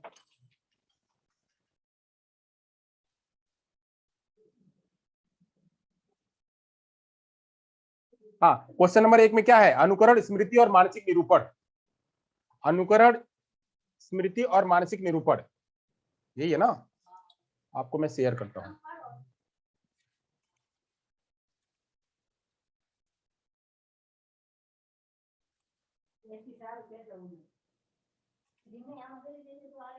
यही बात कर रहे हैं ना इसमें, अनुकरण, स्थिति और निरूपण। तो तार्किक रूप से तो इसमें हो नहीं सकता है। तार्किक रूप SOS यानी SMS में तो तार्किक रूप आता नहीं है, यानी ये तो गलत है। चलिए हम गलत काटते हैं। सामाजिक मुद्दों से सरोकार, यहाँ से बच्चे का होगा नहीं। विकल्पों के निर्वचन और विश्लेषण करने की योग्यता, ये आएगा नहीं। तो बचा क्या? अनुकरण। बच्चा अनुकरण करता ही है, इमिटेशन करता ही है। SMS में बच्चा अनुकरण करता है, इमिटेशन की भावना आती ही है। और मानसिक निरूपण वो बनाता ही है, यानी यहाँ पे क्या हुआ? स्कीमा बनाना। मानसिक निरूपण मतलब क्या? स्कीमा बनाना। स्कीमा बच्चा बनाने लगता है, स्कीमा बनाना। तो ये इसमें आता ही है, इसलिए ये वाला जवाब इसका क्या है? सही है। क्वेश्चन नंबर 1 ऑब्जेक्ट परफॉर्मेंस वाला, तो वो क्वेश्चन नंबर 1 नहीं है, वो क्वेश्चन नंबर 1 नहीं है। ऑब्जेक्ट परफॉर्मेंस वाला क्वेश्चन नंबर 1 नहीं है, क्वेश्चन नंबर 2 या 3 है। चलिए दूसरा क्वेश्चन लेते हैं। पियाजे के अनुसार, हाँ दूसरा प्रश्न है, पियाजे के अनुसार वस्तु स्थिरता आती है। वस्तु स्थिरता, वस्तु स्थिरता मतलब क्या? Object stability. यहाँ पे अगर बात करेंगे तो ऑब्जेक्ट स्टेबिलिटी आएगी। ऑब्जेक्ट परफॉर्मेंस भी कह सकते हैं और स्टेबिलिटी भी कह सकते हैं। अगर ऑब्जेक्ट परफॉर्मेंस की बात करेंगे, अब इसका अंग्रेजी अगर हम अगर ऑब्जेक्ट परफॉर्मेंस बनाएंगे तो यहाँ पे जवाब 1 आएगा। अगर ऑब्जेक्ट परफॉर्मेंस बनाएंगे तो वहां पे जवाब 1 आएगा, क्योंकि ऑब्जेक्ट परफॉर्मेंस 1 में आता है। वहीं अगर जो हम विभेद की बात करेंगे, वस्तुओं के अंदर में विभेद यानी ऑब्जेक्ट स्टेबिलिटी की बात करेंगे, अगर object stability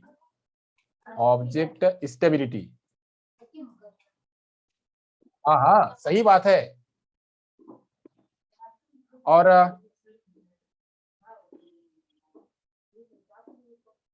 object stability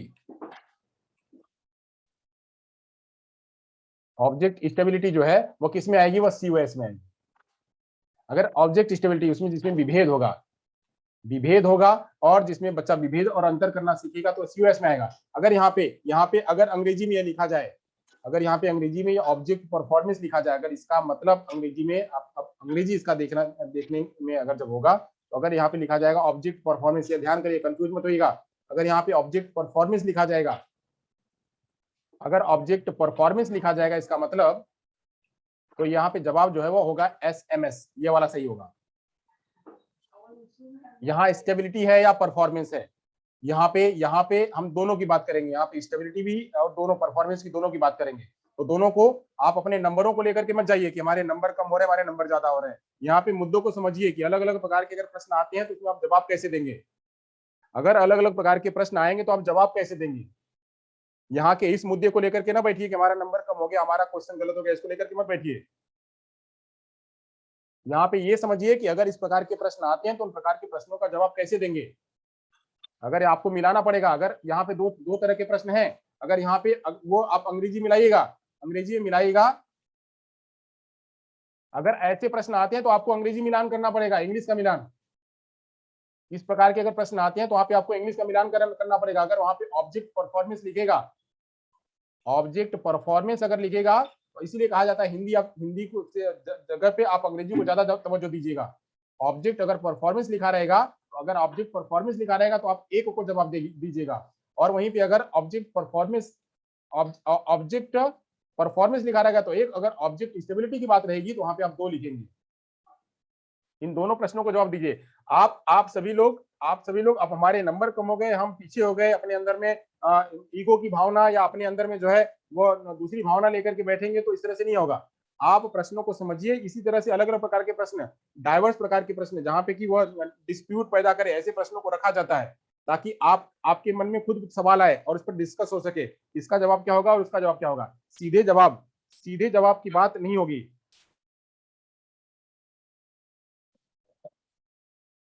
don't argument.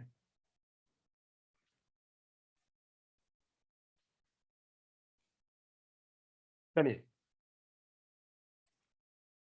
तो यहां तक समझ में आ गया।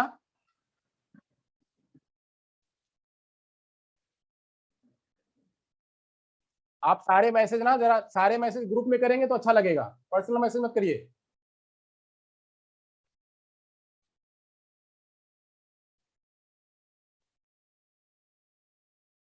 चलिए, नहीं आया सही बात है। अगर आपको नहीं आ रहा तो आप पूछेंगे हमसे, बहुत बढ़िया है। अगर आपको नहीं आ रहा है जवाब, आप हमसे पूछिए, बट उसमें ये बात को लेकर के कि ये हमारा नंबर कम हो गया, हमारा वो नंबर कम हो गया, आपने ये बताया था, आपने वो बताया था, इसको लेकर के नहीं। यहाँ पे प्रश्न इसीलिए रखे जाते हैं कि आप प्रश्नों को अलग अलग तरीकों से समझ सकें। ठीक है, चलिए, तो अगर और किसी को प्रश्न है तो हमसे पूछ सकता है।